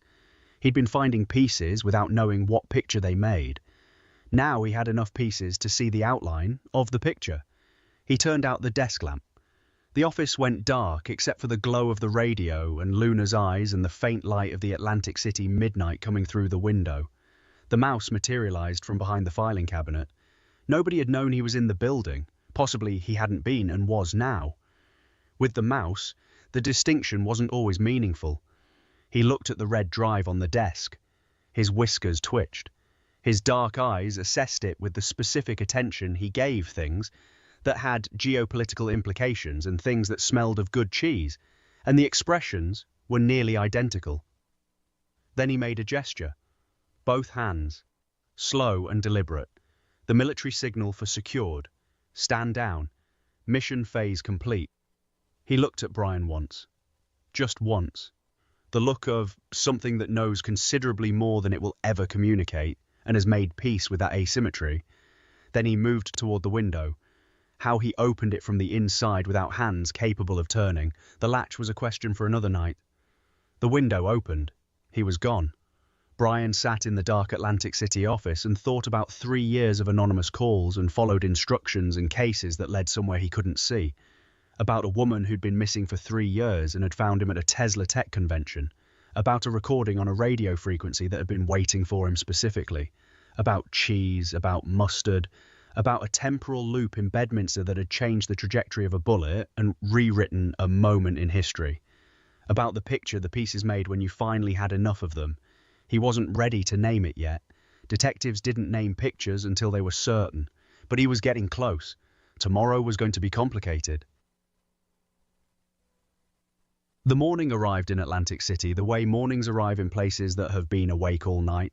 Grudgingly, sideways, with the specific quality of light that suggests the sun has other places it would rather be illuminating. Brian had slept 4 hours in his office chair. Not because he couldn't get to his apartment 6 blocks away, but because leaving the office felt like leaving something unfinished, which it was, and his detective instincts didn't rest well with unfinished things. The radio was still on, still transmitting silence on the frequency from the card, still sending false location data to the Institute for Advanced Materials Recovery's monitoring systems, according to the recording that had played the night before. Luna was still on the desk. Either she hadn't moved or she'd left and returned. With Luna, the distinction was also not always meaningful. Brian made coffee on the small machine he kept on the credenza. It was better than the food truck coffee and worse than actual coffee. He'd made peace with this years ago. He sat at his desk with the coffee and the red drive and the folder of photographs and the radio, and Luna's eyes watching him from 6 inches away, and thought about what the recording had told him. 3 facilities. 2 compromised, one where Dr. Marsh would be waiting. The coordinates were on the red drive. The drive he hadn't connected to anything yet because Wanda had told him not to. His phone vibrated. Anonymous number. Good morning. When you're ready, connect the drive. We'll be watching what comes off it. Don't worry about the beacon. The frequency is handling it. Brian looked at the drive, at his laptop on the desk, at Luna. Luna projected a single thought. It's safe. He connected the drive. Wanda had been waiting for this moment since before Brian landed in Atlantic City. Her monitoring systems were configured to intercept the drive's data the instant it connected to any device running through any network she had access to, which was all networks. In the relevant geography, all networks ran through Wanda eventually. The drive's contents expanded across her screens in approximately 4 seconds. The beacon activated simultaneously, transmitting Brian's supposed location to the Institute's monitoring systems. But Wanda had the frequency card's counter mechanism layered over the beacon output, replacing the actual coordinates with coordinates for a location in the Nevada desert that was approximately 240 miles from Brian's actual position. She watched the Institute's monitoring feed. She'd been in their system since 3 hours after Wanda identified them, register the beacon activation and log the false coordinates. A response transmission went out from their system within 90 seconds. She logged it and continued. The drive contained 4 folders. The first folder held the recovered materials documentation she'd already partially analysed from the contractor's drive: serial numbers, facility designations, technology classifications. More complete than the contractor's version, cross-referenced against materials recovered from 17 separate incidents spanning 1947 to 2019. The second folder held personnel files. Researchers, scientists, people who had worked at the B7 facility under various contractual arrangements that routed through the same shell company architecture she'd been tracing since the previous night. Some names she recognised from public records, some she'd never encountered. 3 were listed with status designations that used a code she didn't immediately recognise. She flagged the code and moved on. The third folder held the facility coordinates. 3 locations. The coordinates were embedded in what appeared to be standard GPS data, but were actually layered. The surface coordinates pointed to unremarkable locations: a commercial warehouse district in Nevada, a defunct agricultural research station in Montana, a marina facility in coastal Maine. The actual coordinates were encoded in the metadata of the GPS files. She extracted them. Nevada desert, 200 miles from anything public. Montana, a location. She cross-referenced against satellite imagery and found a structure that official mapping databases described as terrain. Maine, a coastal location that her maritime traffic databases showed, had received irregular vessel visits on a pattern that didn't match any commercial or recreational purpose she could identify. The second layer, coordinates for the Nevada location, matched the false coordinates she was transmitting to the Institute's monitoring system. That was not an accident. Someone had built the drive's coordinate system, knowing that the beacon would be intercepted and that whoever intercepted it would use the surface coordinates as the false location. The actual Nevada facility was the false location the drive was designed to transmit. The Institute would send resources to Nevada looking for whatever they thought Brian had led them to. The real location was Maine. She cross-referenced the Maine coordinates against everything she had: maritime records, property records, environmental survey data, satellite imagery from 4 separate sources. The structure at the Maine coordinates had been built in 2003. Property records listed the owner as a conservation trust that she traced through 7 intermediary organisations before hitting a wall she couldn't penetrate in the time available. The structure had been modified twice: 2009, the year the Institute officially dissolved; 2019, the year of the last recovered materials incident in the drive's documentation. The 4th folder was locked, encrypted with an architecture she hadn't seen before. Not a standard encryption protocol, something custom built, something that would take time she didn't currently have. She transmitted to the channel: I have the drive contents, 3 things you need to know immediately. First, the real facility is in Maine, not Nevada. The Nevada coordinates are deliberately designed to mislead anyone who intercepts the beacon. Second, the Institute's monitoring system has logged the beacon activation and dispatched resources toward Nevada. We have a window before they realize they're chasing a false location. Third, there's a 4th folder on the drive that I can't access yet. Custom encryption. It's the most important thing on the drive, and it's the thing we can't read. Major Sport's voice came through, slow and weighted. How long on the encryption? Unknown. It's unlike anything I've encountered. I'm not saying I can't break it. I'm saying I don't know when. Estimate. Wanda's fins paused over her keyboards for a moment. She didn't like giving estimates on things she didn't understand. It went against the professional precision she'd maintained since the day she'd taken over New York's digital infrastructure. Days, possibly more. A pause on the channel.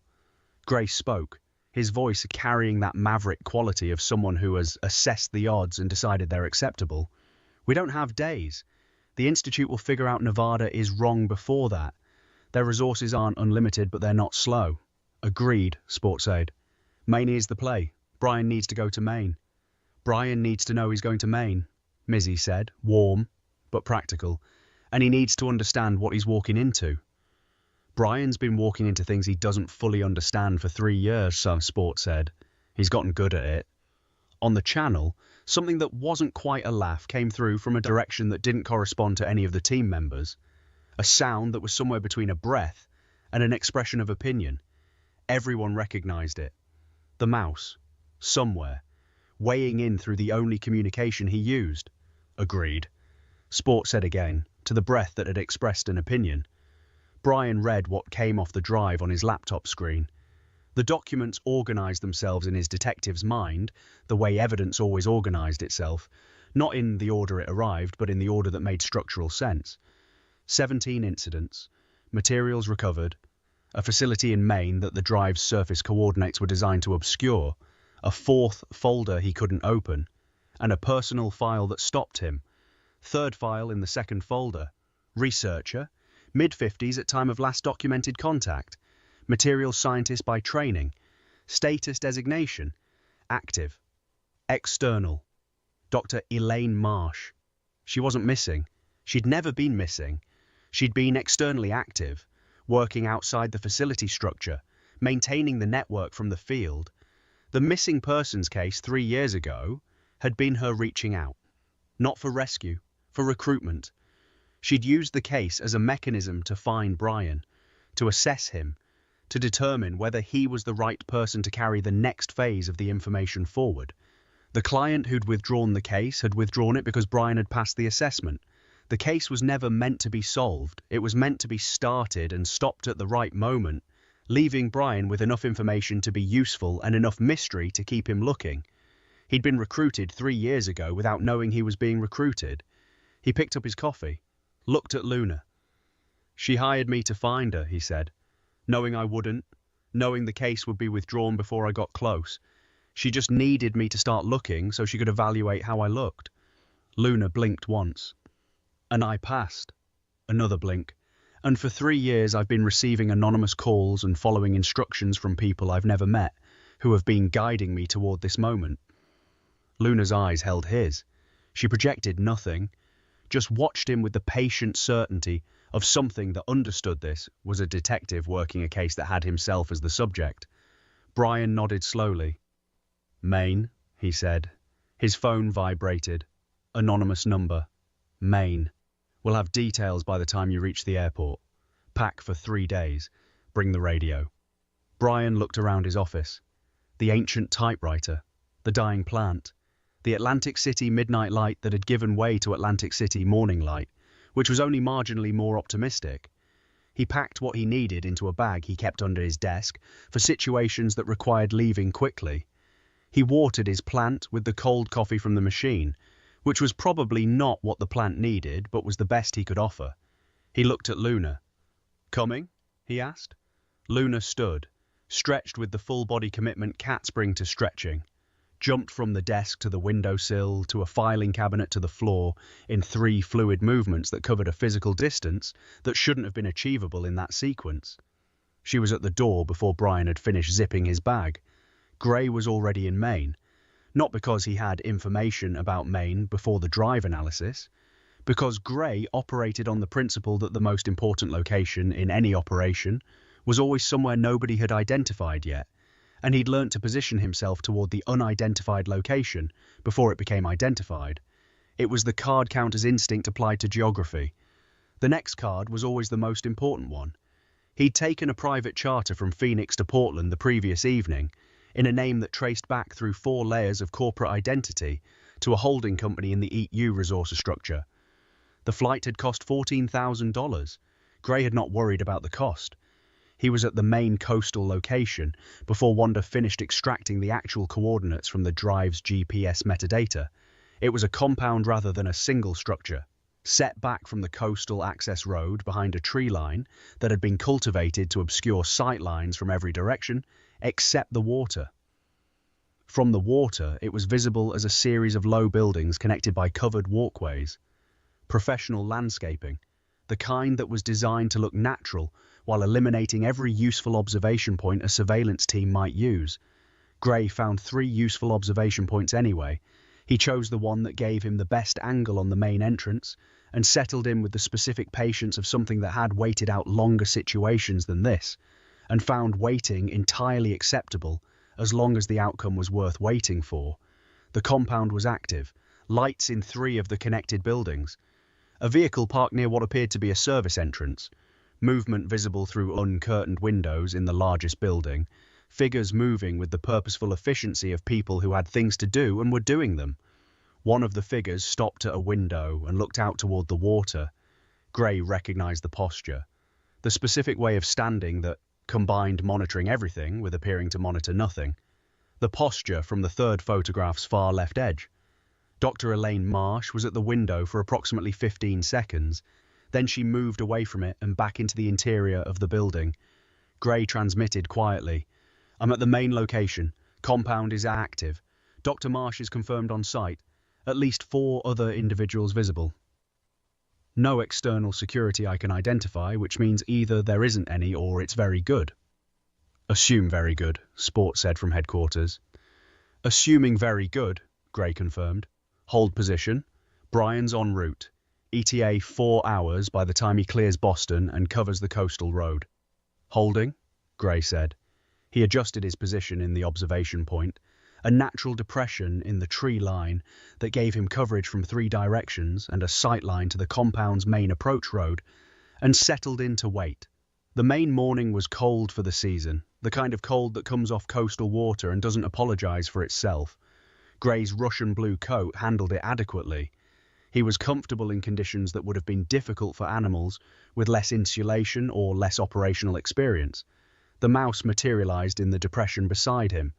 Gray did not startle. He had learned over the years to register the mouse's appearances as additions to his awareness rather than interruptions of it. The mouse arrived when he arrived. You adapted. The mouse looked at the compound. His whiskers twitched. His ears rotated through several positions. He made a gesture, 2 fingers pointing at the compound, then a circular motion, then a closed fist. Gray interpreted, "There is something circular about this location, a loop. Something that returns to its origin." He looked at the compound with that interpretation layered over his observation, the covered walkways connecting the buildings. He'd registered them as practical. The main coast was wet and cold, and covered walkways made operational sense. But the configuration of them, seen now through the mouse's gesture, suggested something else. They didn't connect the buildings in the most efficient pattern. They connected them in a sequence that created a circuit. You could walk the entire compound without retracing a step and end up where you started. A loop, Gray transmitted carefully. The compound's internal layout forms a circuit. Everything connects back to the start. Wanda came through immediately. That matches something I'm seeing in the drive documentation. The B7 facility designation doesn't mean Building 7. B is for base layer. 7 is a temporal reference. It designates the 7th iteration of the facility. A pause while everyone processed that. "They've built and rebuilt this facility 7 times, Mizzy said. Not a question. Understanding arriving warm and certain. Each time something happened that required them to start again, Wanda said. The circuit layout isn't architectural, it's conceptual. The facility is designated around the idea of iteration, of returning to the starting point with new information. A temporal loop, Captain Talon said from somewhere in the aerial approaches to the main coast where he'd been circling since dawn, his single leg adjusted for the cold coastal thermals, his eyes tracking every vehicle on the approach road. They built a facility about temporal research in the shape of a temporal concept. Or they built it the way they built it because the research required it, Gray said. Because something about what they were doing with the recovered materials created actual temporal effects that the facility design needed to account for. The mouse made another gesture. Both hands this time. The signal for confirmed. Then he held up one finger and pointed at himself. Gray looked at him. The mouse tapped his chest twice, then pointed at the compound. I've been here before, Gray transmitted quietly. The mouse has been here before. Complete silence on the channel. Then Sport, with the deliberate weight of a commander absorbing significant information. When? The mouse considered the question. His dark eyes moved to the compound and back. He held up both hands, then made a gesture that moved forward and then backward simultaneously, a movement that had no clean human analogue, the kind of gesture that described something language wasn't quite shaped to hold. He'd been here in a time that wasn't linear. He'd been here before it existed and after it existed and possibly during several of its 7 iterations simultaneously, because the mouse had held alien technology, because he'd been in the temporal field of recovered UAP material since Area 51, because whatever the cheese compound and the mustard catalyst did to human perception on a temporary and imperfect basis, the mouse had been navigating in a version of naturally. He wasn't psychic, he wasn't omniscient, but his relationship with linear time was different from everyone else's on the team. It was why he was always already there. It was why he arrived before being sent for. It was why his cheese hunts took him through operational locations with a regularity that couldn't be explained by coincidence. He moved in time the way he moved through space, with the specific ease of something that had learned the terrain. Gray absorbed all of this without transmitting it. Some things landed better when the team arrived at them rather than being told. He looked at the mouse. The mouse looked at the compound. His whiskers twitched once, decisively, and he made a final gesture. It's time. Brian's rental car came down the coastal approach road 4 hours and 20 minutes after he'd left Atlantic City Airport. He'd stopped twice, once for actual coffee at a gas station in New Hampshire that exceeded all expectations, and once because the radio on the passenger seat had crackled with something that wasn't static. A voice, old recording, different from the one the previous night. A woman's voice this time, briefly, 2 sentences. The 4th folder requires a key that isn't digital. The key is something you've been carrying since New Mexico. Then static again. Brian had driven the rest of the way thinking about what he'd been carrying since New Mexico. He'd been carrying the professional uncertainty of a withdrawn case. He'd been carrying a radio he'd bought for reasons his subconscious had understood better than his conscious mind. He'd been carrying 3 years of anonymous calls and followed instructions. He'd been carrying a memory, the specific memory of the decommissioned research station in the desert, the floor pattern, the ceiling strut spacing, now confirmed as the B7 facility. He'd been carrying a notebook, his actual paper notebook in which he'd recorded everything about the New Mexico case before it was withdrawn. He still had it. He kept everything. Detectives kept everything. The notebook was in his boat. He pulled it up to the kopong's mind. I cranked and stuck for a moment. The gate was open. Not like it had been left open. Like it was open for him. He drove through. Dr. Elaine Marsh was standing outside the main building's entrance. She looked exactly like the partially visible figure in the 3rd photograph's far left edge, and exactly like the photographs his former client had provided 3 years ago, and exactly like someone who had been waiting patiently for a specific thing to arrive and was now watching it arrive. Brian got out of the car. They looked at each other across the main coastal morning. "Mr. Katpurrnick," she said, "thank you for coming." "You hired me to find you 3 years ago," Brian said. It seemed rude not to eventually show up. Something moved in her expression, not quite a smile, the thing that lives adjacent to a smile in people who have been serious for a very long time. "Come inside," she said. "There's quite a lot to cover." Brian reached into his bag and found his notebook, the New Mexico notebook. He held it up. "The 4th folder," he said. "The key is in here." She looked at the notebook, then at him. The thing adjacent to a smile moved slightly closer to being a smile. "Yes," she said. "We weren't entirely sure you'd kept it." "I keep everything," Brian said. He followed her inside.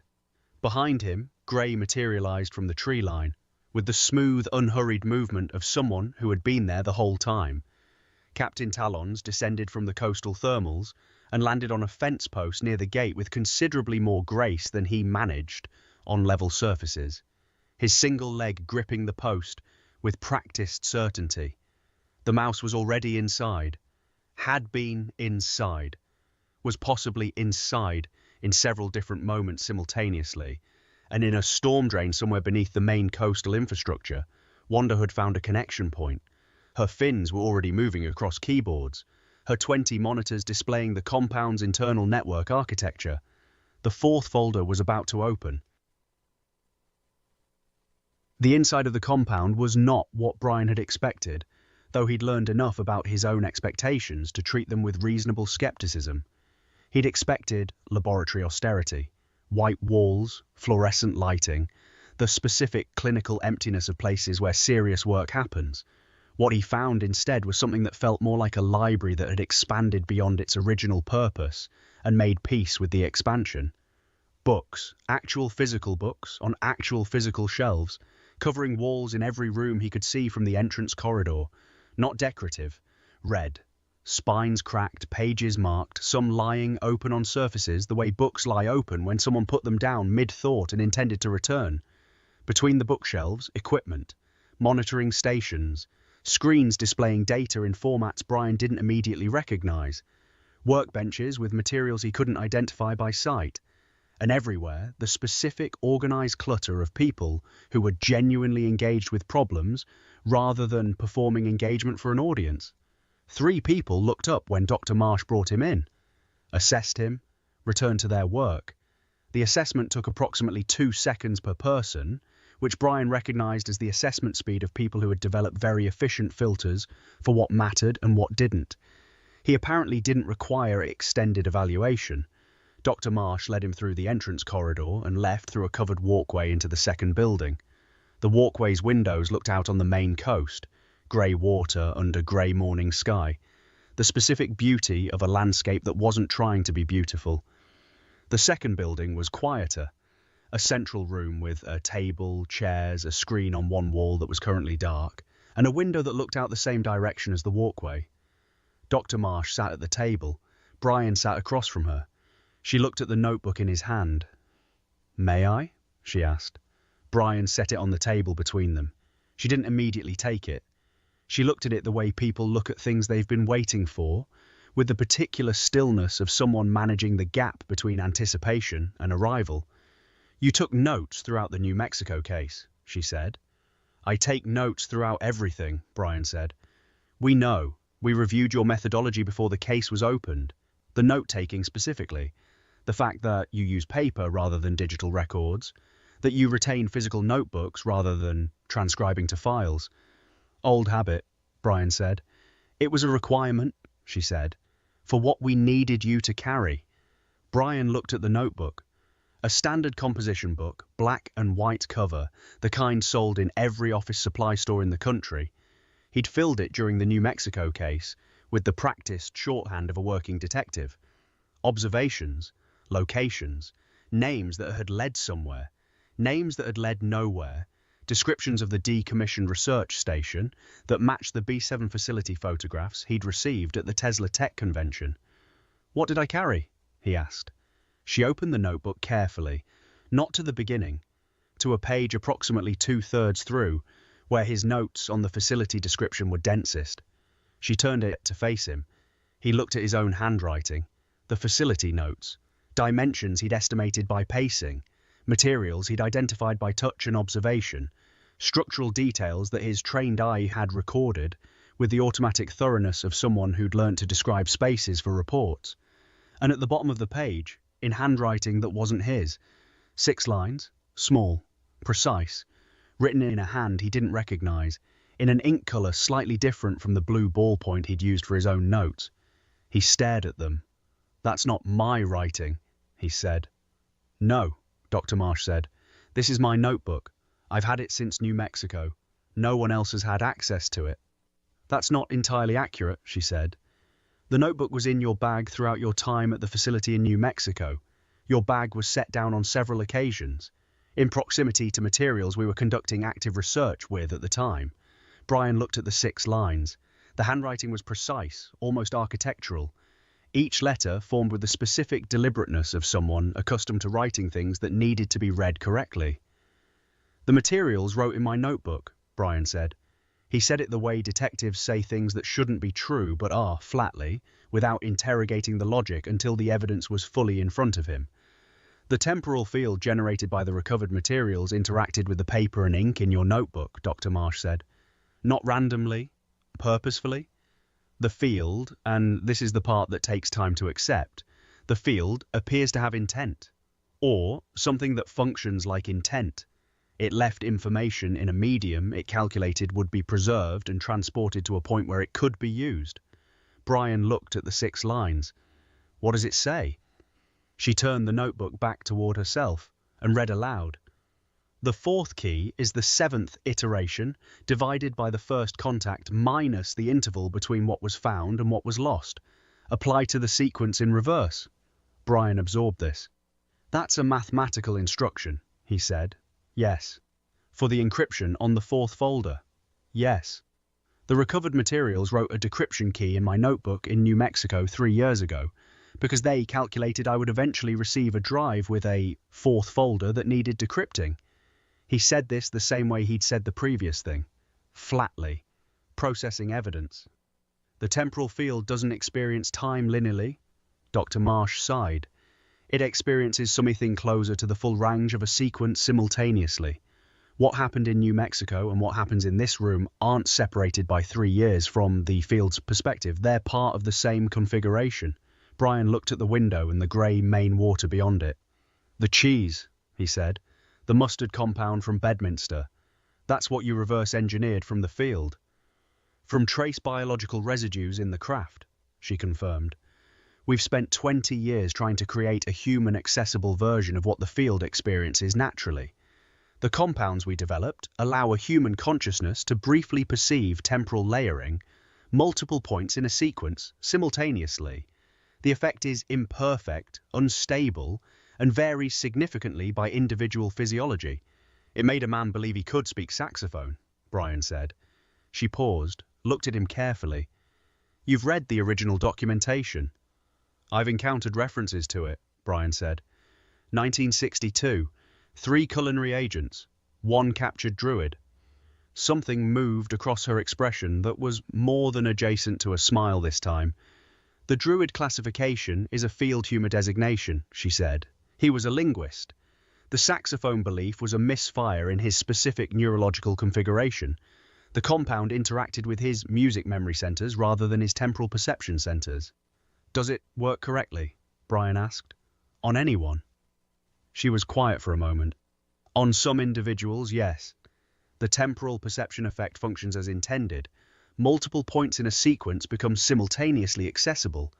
The individual can observe events across a timeline without being fixed to a single present moment. Brian thought about the Bedminster incident, the capsule in the desert, the sensation of air folding, the moment when he'd been in the New Jersey parking lot hours before the rally and known what was coming.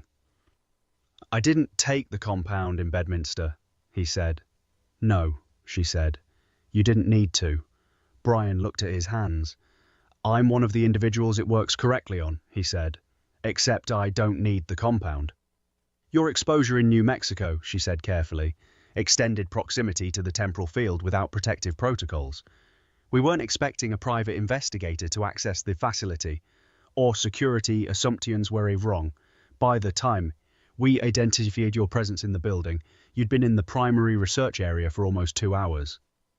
The case was withdrawn immediately after, Brian said. Yes, we needed to monitor you, assess the effects of the exposure, determine whether you represented a risk or a resource. And I represented a resource. You represented something we hadn't anticipated and had no framework for, she said. An individual with natural temporal sensitivity who operated in a professional capacity that placed him adjacent to significant events, who kept paper records, who followed evidence regardless of where it led, who was, for reasons we've never fully explained, consistently in the right location at the right moment without apparent cause. Brian thought about the Atlantic City laundromat. The letter on the gas bill starts in AC, ends where flags bleed. Someone sent me to Bedminster, he said. The letter, handwritten, my office toast her. She nodded slowly. We sent the letter. You knew Bedminster was going to happen. We knew a temporal event was being engineered at that location. We needed someone with natural temporal sensitivity in proximity to observe and potentially stabilize it. I tripped over a megaphone, Brian said. Yes, she said, and in doing so created the physical chain of events that resulted in the shooter's position being compromised at the critical moment. Brian absorbed this. I was a stabilizing element, he said. You're what we call a temporal anchor, she said. An individual whose natural sensitivity to the field creates a stabilizing effect on engineered temporal events. You don't manipulate time. You don't perceive it the way the field does. But your presence in proximity to an unstable temporal event tends to resolve the instability toward the least harmful outcome. Tends to, Brian said. We don't use absolute language in this facility, she said. The field doesn't support it. Brian looked at the notebook, at the 6 lines in handwriting that wasn't his, left by a temporal field in a New Mexico facility 3 years ago for a conversation happening now in a main compound. The 4th folder, he said. What's in it? She stood and walked to the dark screen on the wall, activated it. Wanda's channel came to life, not the audio channel, but a visual interface Brian hadn't known existed. Screens within screens, the compound's network architecture visible from the outside. Wanda's voice came through, wet and precise and entirely professional. I have the mathematical instruction from the notebook. The 7th iteration divided by the first contact minus the interval. I need the specific values. Dr. Marsh moved to a workstation in the corner of the room and pulled up a file. She read out a series of numbers. Wanda's fins moved across keyboards in the drain somewhere beneath the main coast. Brian watched the screen. The 4th folder's encryption architecture displayed itself in abstract visual form. Layers of code that Wanda's systems were working through, with the specific efficiency of something that had been given the right tool for the right lock. It took 4 minutes and 37 seconds. The folder opened. Wanda was quiet for a moment. Her lure pulsed slowly in the dim light of her underground nest as she read what the folder contained. Then she spoke. Everyone needs to hear this, she said. On the Eat You channel, the full team assembled the way the team assembled in significant moments, not in a single location, not even in the same state, but present in the specific way that a network of operatives becomes present when the information requires it. Gray from his observation point in the main tree line, Captain Talons from a fence post near the compound gate, his single leg gripping with practiced certainty. Henrietta from wherever Henrietta was when she was between assignments, a location she never specified, and the team had learned not to ask about. Luna from the room where Brian and Dr. Marsh sat, her hypnotic eyes moving between the screen and Brian's face. Mizzy from a position she'd taken in the second building's adjacent room, her warm presence informing the emotional temperature of the information before it arrived. Thunder from somewhere that involved a significant amount of purring, which meant he was in contact with humans who found him delightful, and he was reciprocating genuinely. Major sport from headquarters, silent, listening. The mouse from wherever the mouse was, which was simultaneous with wherever he needed to be. Wanda read the 4th folder. The 4th folder contained the complete research record of the Institute for Advanced Materials Recovery from 1994 to the present, not the sanitized version, not the version that had been built to withstand oversight or review or discovery. The actual record, 17 recovered craft. Not incidents, craft, with serial designations and recovery dates and condition assessments, and the specific dry professional language of people documenting things that should not exist, with the rigor of people who had accepted that they exist and were getting on with the work. Biological residues recovered from 9 of the 17. The residues were the source material for the temporal compound research. The compounds Brian had encountered as cheese and mustard were the 14th and 19th iteration of that research, respectively. The earlier iterations had produced results ranging from the saxophone incident to effects that the record described with clinical precision as non-reversible perceptual displacement, which was the dry professional language for outcomes nobody had survived with their sense of linear time intact. The research had produced 12 functional temporal anchors over 30 years, individuals who, through a combination of natural sensitivity and controlled exposure, developed the stabilizing effect that Dr. Marsh had described to Brian. 11 of the 12 had been identified and recruited by the Institute. The 12th had been identified by the field itself, located in a New Mexico facility. Left a message in a paper notebook, withdrawn from active Institute contact and placed in a parallel network specifically designed to operate outside Institute oversight. The parallel network was Eat You. Wanda stopped reading. The channel was quiet. Brian looked at Dr. Marsh. The field identified me, he said, and instead of bringing me into the Institute, you built a separate organization around keeping me operational outside their control. The Institute has changed significantly since its founding, she said. The original research purpose was documentation and understanding. The current Institute leadership has different priorities. The man who called me at the airport, Brian said. Institute. Current leadership, she confirmed. The people in this compound are the original research team. We separated from Institute oversight in 2009 when it became clear the leadership transition was taking the organization in a direction incompatible with the original purpose. Which was understanding, Brian said. Which was understanding, she confirmed. Not control, not weaponization, not the kind of engineered temporal events that were attempted at Bedminster. The Institute engineered Bedminster, Brian said. The Institute's current leadership financed it, she said, as a demonstration of what the compounds could do at scale, applied to a high-profile target in a controlled environment. A demonstration for whom? Brian asked. She was quiet for a moment. That's what's in the fourth folder that we haven't reached yet, she said. Wanda's voice came through. I'm reading it now. Another pause. Longer this time. The demonstration at Bedminster was commissioned, Wanda said, by an external party. The Institute doesn't name them directly in the record. They use a designation, 3 letters. She paused. TNE, she said. The channel was completely silent.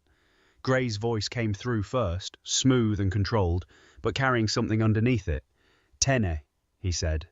TNE, Tene. Mizzy's warm voice followed, and the warmth had shifted into something more complex. The Council, she said. Another silence. Longer. Captain Talon spoke from the fence post, his voice carrying the weight of a veteran who has just identified the scale of what he's looking at. The Council of Tenor commissioned the Bedminster demonstration. To evaluate what? Sport said, from headquarters, his deliberate voice carrying the command weight that meant he was already moving toward a decision. Wanda read further. To evaluate the 12th anchor, she said. Brian, they wanted to see how the 12th anchor responded to an engineered temporal event, whether the stabilizing effect would activate, whether it could be relied upon. Brian sat at the table in the main compound and looked at the grey coastal water through the window. The Council of Tenor, ancient, possibly immortal, operating above every other organization in the architecture of what he was beginning to understand, was a very large architecture indeed. They had commissioned an assassination attempt that was never intended to succeed. They had engineered a temporal event specifically to observe how he responded to it. He had been a test subject.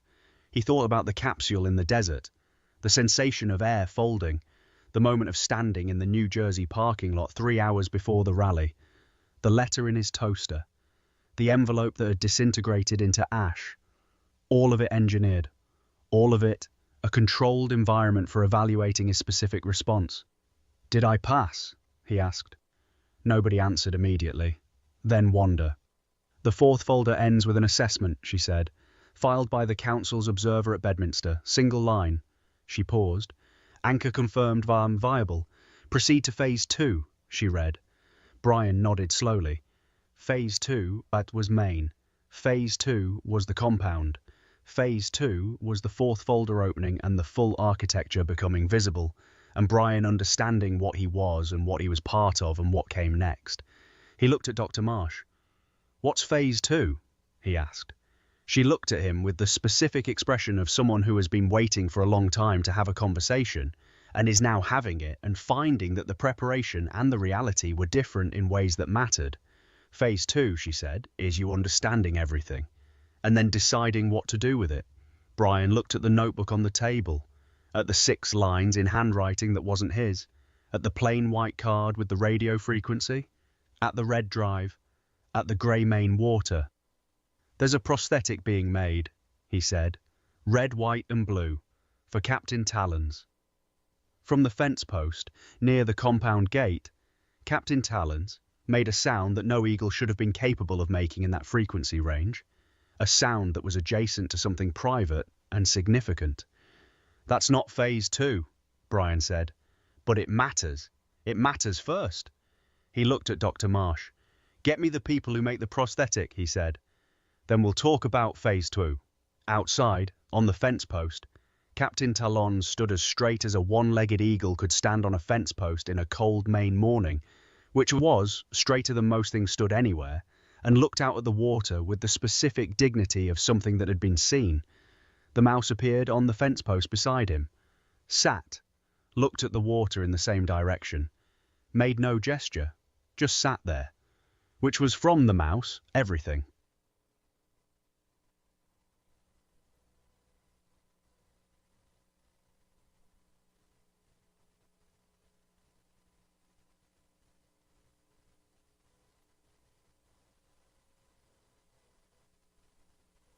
The prosthetic took 3 days, not because the fabrication was complicated. The compound had manufacturing capability that Brian had stopped questioning after the first hour of understanding what the compound actually was, but because getting it right required time. The red, white and blue paint wasn't decorative application, it was precision work, each stripe laid with the specific care of something being made to last. The stars on the upper section were small and exact, the kind of exact that meant someone had taken the work seriously, as work rather than as symbol. Dr. Marsh's colleague handled the fabrication, a materials engineer named Reyes, who hadn't said more than 40 words to Brian in 3 days, but whose hands moved over the prosthetic with the attention of someone who understood that objects carry meaning beyond function, and that meaning required the same precision as function. Brian spent the 3 days reading. The fourth folder was extensive. Wanda had transferred the full contents to a secure tablet that Dr. Marsh provided, and Brian read the way he read evidence thoroughly, without skipping, returning to sections that didn't immediately resolve to let them sit alongside sections that did until the connections became clear. The 17 recovered craft, the biological residues, the 30 years of compound research, the 12 temporal anchors, the Institutes divergente from its original purpose, the Council of Tenez' long involvement in the architecture of what had been from the beginning a project of understanding that certain powerful interests had been trying to convert into a project of control.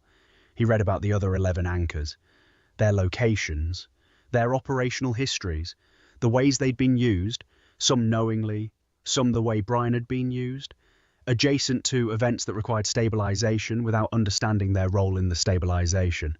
He read the observer's notes from Bedminster, dry, precise, the specific, effectless language of someone documenting what they saw without editorializing. The temporal event had been engineered using the 14th and 19th compound iterations, the cheese and mustard, delivered through the limousine cargo system. The intent had been to induce temporal layering in the high-profile target, the former president, to observe whether a non-anchor individual in a field of temporal influence would experience the layering effect, and if so, what would emerge from the layered perception. The test had not run as planned because the 12th anchor had been present. Brian's stabilizing effect had resolved the temporal field toward its least harmful outcome before the compound could be administered. The shooter's distraction, the bullet's trajectory, the confetti arch, all of it downstream of the field, resolving around Brian's presence. The observer's assessment had been clinical and complete. Anchor confirmed viable. Proceed to Phase 2. He read about Phase 2. Phase 2 was not an operation. It was not a mission with objectives and timelines and success metrics. Phase 2 was the thing that came after the evaluation, the anchor understanding their function, and making an informed decision about how to exercise it. Because Anshaw's, the fourth folder made clear, could not be directed, could not be deployed, could not be positioned and activated like equipment. The stabilizing effect was a function of genuine presence, genuine engagement with a situation, genuine response to what was actually happening, rather than what someone else had determined should happen. An anchor, who knew they were being used as an anchor and was complying with direction, became something less than an anchor. The stabilizing effect diminished in proportion to the degree of directed behavior, which meant that everything ETU had been doing, guiding Brian, positioning him, feeding him anonymous instructions, had been operating in a space between what helped and what didn't. The anonymous calls had placed him in proximity to events that needed stabilization, but the directing of his specific behavior within those events had been, at best, unnecessary, and at worst, a slight diminishment of the effect he'd have had if left entirely to his own instincts. Brian read this section 3 times, then he sat with it for a while. Then he went to find Dr. Marsh. She was in the main building's largest room, which served as the compound's primary research space. She was reviewing something on a screen when Brian came in, and she turned with the expression of someone who had been expecting this conversation and was ready for it. The anonymous calls, Brian said, the instructions, the guidance. Yes, she said. You has been managing me, he said, and placing me and directing me. Guiding you toward proximity, she said carefully, not directing your response once you were there. The distinction matters to the effect, but not to the principle, Brian said. She was quiet for a moment. No, she agreed. It doesn't. Brian sat down in the nearest chair, looked at the screen she'd been reviewing, which showed compound research data he didn't have the background to interpret fully, but could see was dense with variables. I'm not angry, he said. I want to be clear about that. I've been doing work that mattered. The guidance placed me where the work was. I understand the logic. But, she said, but phase 2 requires me to understand the full architecture, he said, and the full architecture includes the fact that the guidance was an imperfect solution to a genuine problem. Yes, she said. What's the genuine problem? She turned back to the screen, brought up a different view, a map, not geographic, something more abstract. Points of light connected by lines, some solid, some dotted, some pulsing at irregular intervals. Temporal events are increasing in frequency, she said. The field we've been studying for 30 years is becoming more active. The 17 recovery incidents are the ones we documented. We believe there have been significantly more that we weren't positioned to observe. The compound research, the Institute's weaponization attempts, the Bedminster demonstration, all of these have introduced human-generated temporal disturbances into an environment that was already experiencing natural increases in field activity. It's getting worse, Brian said. It's getting more complex, she said. Worse implies a value judgment the field doesn't support, but from a human perspective, from the perspective of people experiencing linear time in a field that is increasingly non-linear, yes. More complex resolves to worse. And anchors stabilize the complexity, Brian said.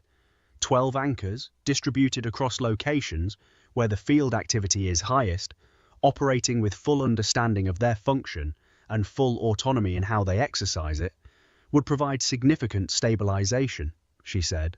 More than 12 anchors being guided by well-intentioned organizations who don't fully understand that guidance diminishes the effect.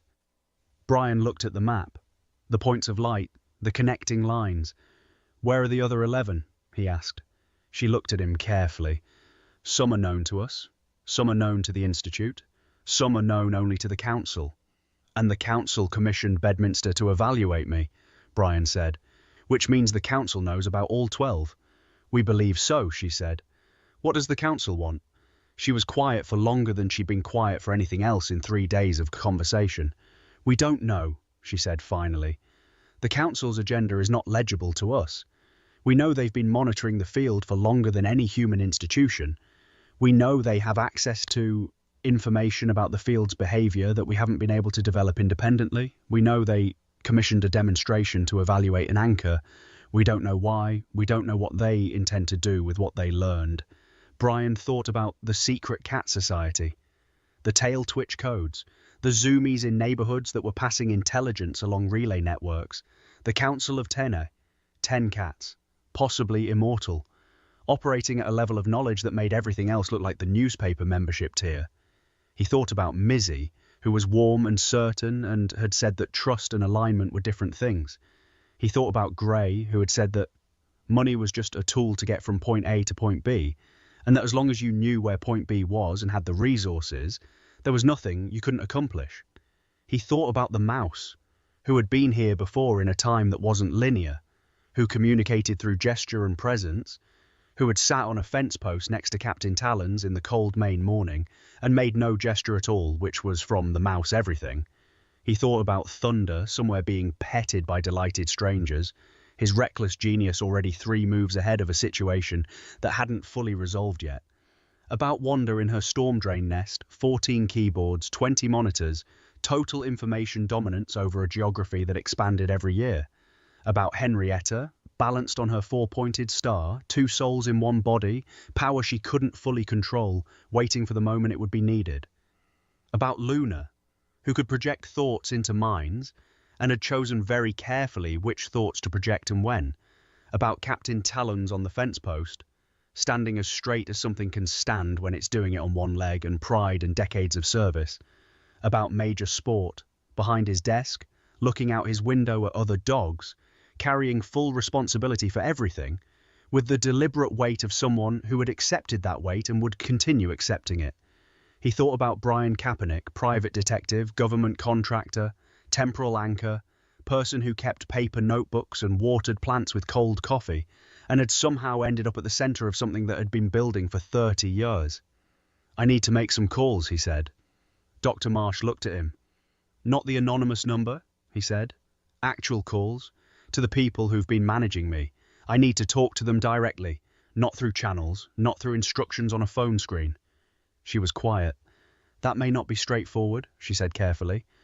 "I know," Brian said. "That's why I need to make the calls instead of waiting for a message." He made the calls from the room with the grey water view, not calls in the telephone sense. The tablet Dr. Marsh had given him had a channel interface that he'd been aware of for 3 days, aware of since the night in his Atlantic City office, when he'd somehow heard the team's transmissions and understood, in the way that certain things become suddenly clear, that the channel had always been accessible to him and he'd simply never tried to access it directly. He opened the channel. "I know you can all hear this," he said. Silence. Then, one by one, presences that the channel registered without announcing. The specific quality of people listening who haven't decided yet whether to respond. "I've read the 4th folder," Brian said. "I understand the architecture. I understand what I am and what the guidance has been and what phase 2 is supposed to look like." He paused. "I'm not ending the relationship," he said. "I want to be clear about that. What each of you has been doing has mattered. The work has mattered. The cheese situation at Bedminster aside, the operations have produced real outcomes for real problems, and I've been glad to be part of them even when I didn't know I was part of them." He looked at the grey water. "But I need the guidance to stop," he said. "Not the information, not the channel, not the relationship, just the directing, the anonymous instructions, the positioned cases and managed trajectories. If I'm going to function as an actual anchor rather than a managed asset, I need to respond to what's actually in front of me rather than what I've been placed in front of." The channel was quiet for a long moment. Then Major Sport's voice, slow, deliberate, carrying full responsibility the way it always carried full responsibility. "Agreed," Sport said.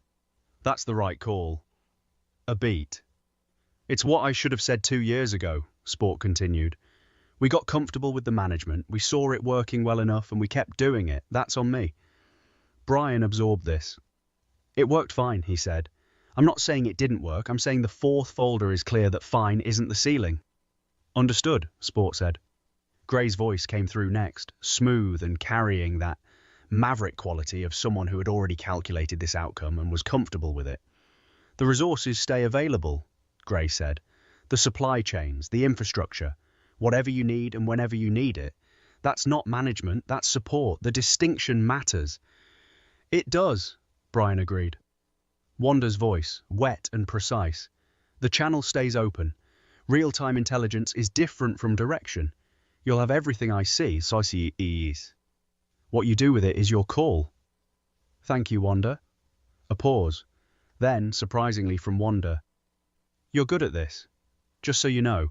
The anchor thing, you're actually very good at it." Brian sat with that for a moment. Coming from Wanda, who didn't traffic in reassurance, it landed with the specific weight of things that are true and rarely said. Mizzy's warm voice came through, carrying the complexity it had been carrying since the Council of 10A appeared in the 4th folder. "The Council evaluated you and found you viable," she said, "which means they'll be watching what comes next. Whatever phase 2 looks like, we do it knowing we have an audience we don't fully understand." "We've always had an audience we don't fully understand," Brian said. "That's been the whole situation from the beginning." "Yes," Mizzy said, "but now you know about it." "Now I know about it," Brian agreed. Luna projected a thought into his mind from wherever she was in the compound. Not words, just the impression of something warm and certain, the emotional equivalent of, "You're doing the right thing." He felt it land and held it for a moment. Then Captain Talon's voice came through. "Careful, carrying something private." "The prosthetic," he said. "Is it ready?" Brian looked up at Reyes, who had appeared in the doorway of the room at some point during the conversation, and was standing there with the red, white and blue prosthetic in both hands, holding it with the specific care of someone who understands the weight of what they've made. "Yes," Brian said. "It's ready." They did it outside. Not ceremonially, not with speeches or formal arrangements. It was just the compound's small courtyard, open to the main coastal sky, grey and cold and entirely honest about itself. Dr. Marsh was there. Reyes was there. Two of the other compound researchers, whose names Brian had learned over 3 days, came out and stood without being asked to. Captain Talons landed in the courtyard from whatever thermal had carried him through the morning sky. His single leg touched down with practiced grace. His wings settled. He stood with the specific dignity of something that had learned to stand well under difficult conditions. Brian took the prosthetic from Reyes. He'd never done anything like this before. He didn't have training in prosthetic fitting. He had 3 days of watching Reyes work, and a tablet full of technical documentation he'd read at 2 a.m. when the 4th folder material had settled enough to let him read something else. He knelt down. Captain Talons looked at him with those sharp veteran's eyes, clear, present, not performing anything. The fitting took time. Reyes guided the final adjustments with quiet professional instruction. Brian's hands did the work without hurrying. When it was done, Captain Talons stood on 2 legs for the first time since Iraq and Iran, and whatever specific moment in those specific wars had taken one of them. He stood very still. The red, white and blue caught the grey main light. Not bright, not theatrical, just present. A flagpole's colours on the leg of the thing that had always been the symbol of what those colours meant, now made literal and permanent. Captain Talons spread his wings. Not awkwardly, not with the ground-based, clumsy struggle that had characterised every wing spread on solid surfaces since the injury. He spread them with the full authority of what he was, balanced, now steady, both legs carrying the weight equally. He held the spread for a long moment, then folded his wings with precise dignity. He looked at Brian. "Thank you," he said. 2 words, quiet, carrying everything a long time in service and a cold Maine morning and red, white and blue paint on a prosthetic leg could carry. Brian stood up. "Thank you for your service," he said, which was not a phrase he used lightly or often, but was the right phrase for this moment, with this being in this courtyard.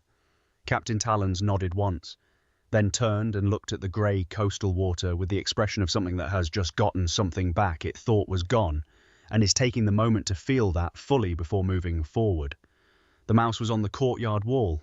Nobody had seen him arrive.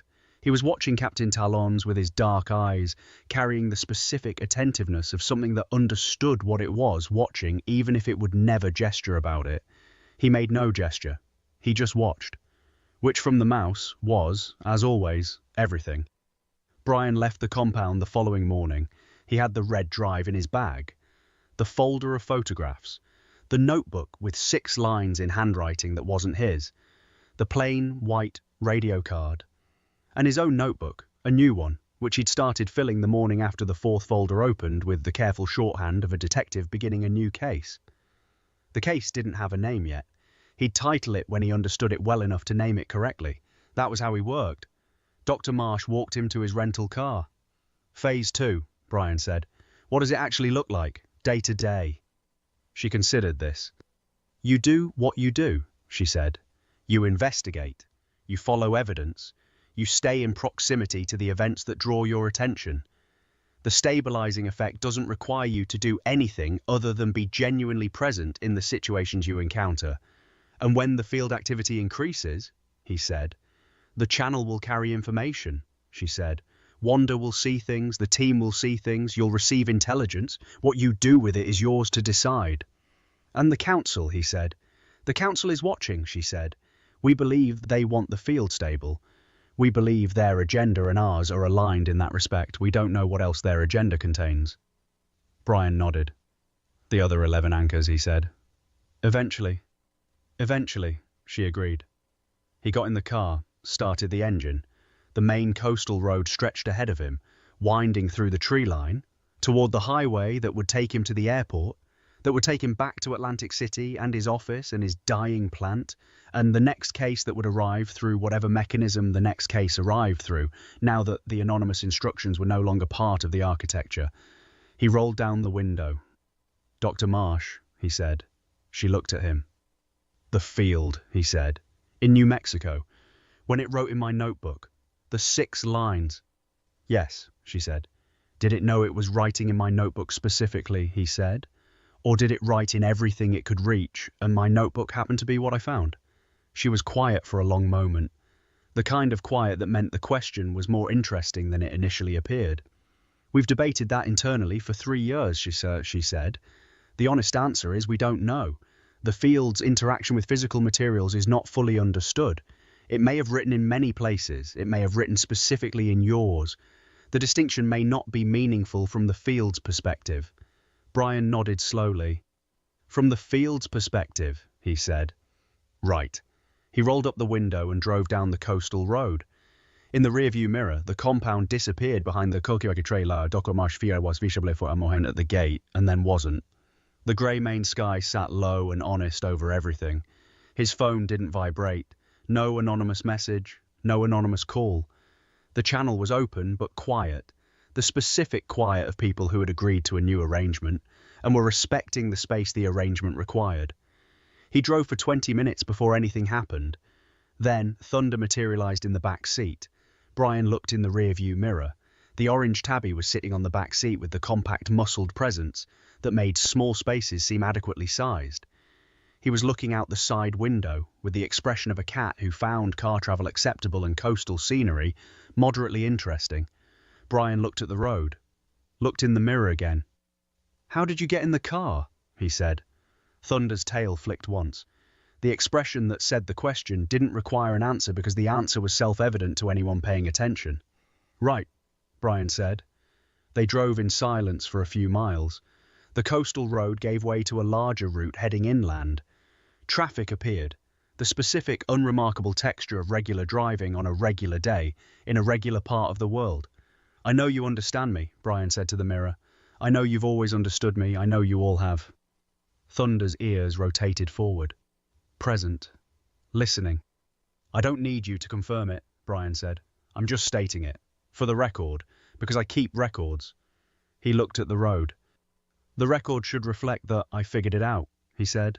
"Not when I was told. Before I was told. A detective figures things out. That's the job."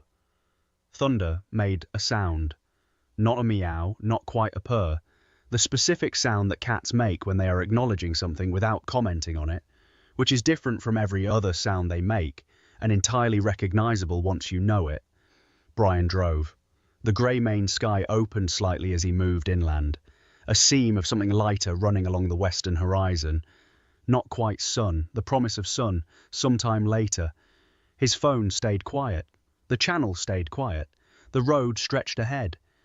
And in the back seat, Thunder settled into the comfortable arrangement of a cat who had somewhere to be and had found adequate transportation and was prepared to be patient about the journey. Brian looked in the mirror one more time. "Next case," he said. "Whenever it comes." Thunder blinked once. Slowly. The specific blink that means obviously. What else would there be? Brian Katpurrnick drove toward the airport with a red drive in his bag and a notebook full of evidence and 3 years of understanding that had just become something larger and more clearly shaped. The field was active, growing more complex. 11 other anchors were out there somewhere, some knowing what they were, some not yet. The Council of Tenor was watching. The Institute was reorganizing around a Nevada wild goose chase that would eventually resolve into confusion, and then eventually into suspicion, and eventually into the understanding that something they couldn't identify had outmaneuvered them in Maine.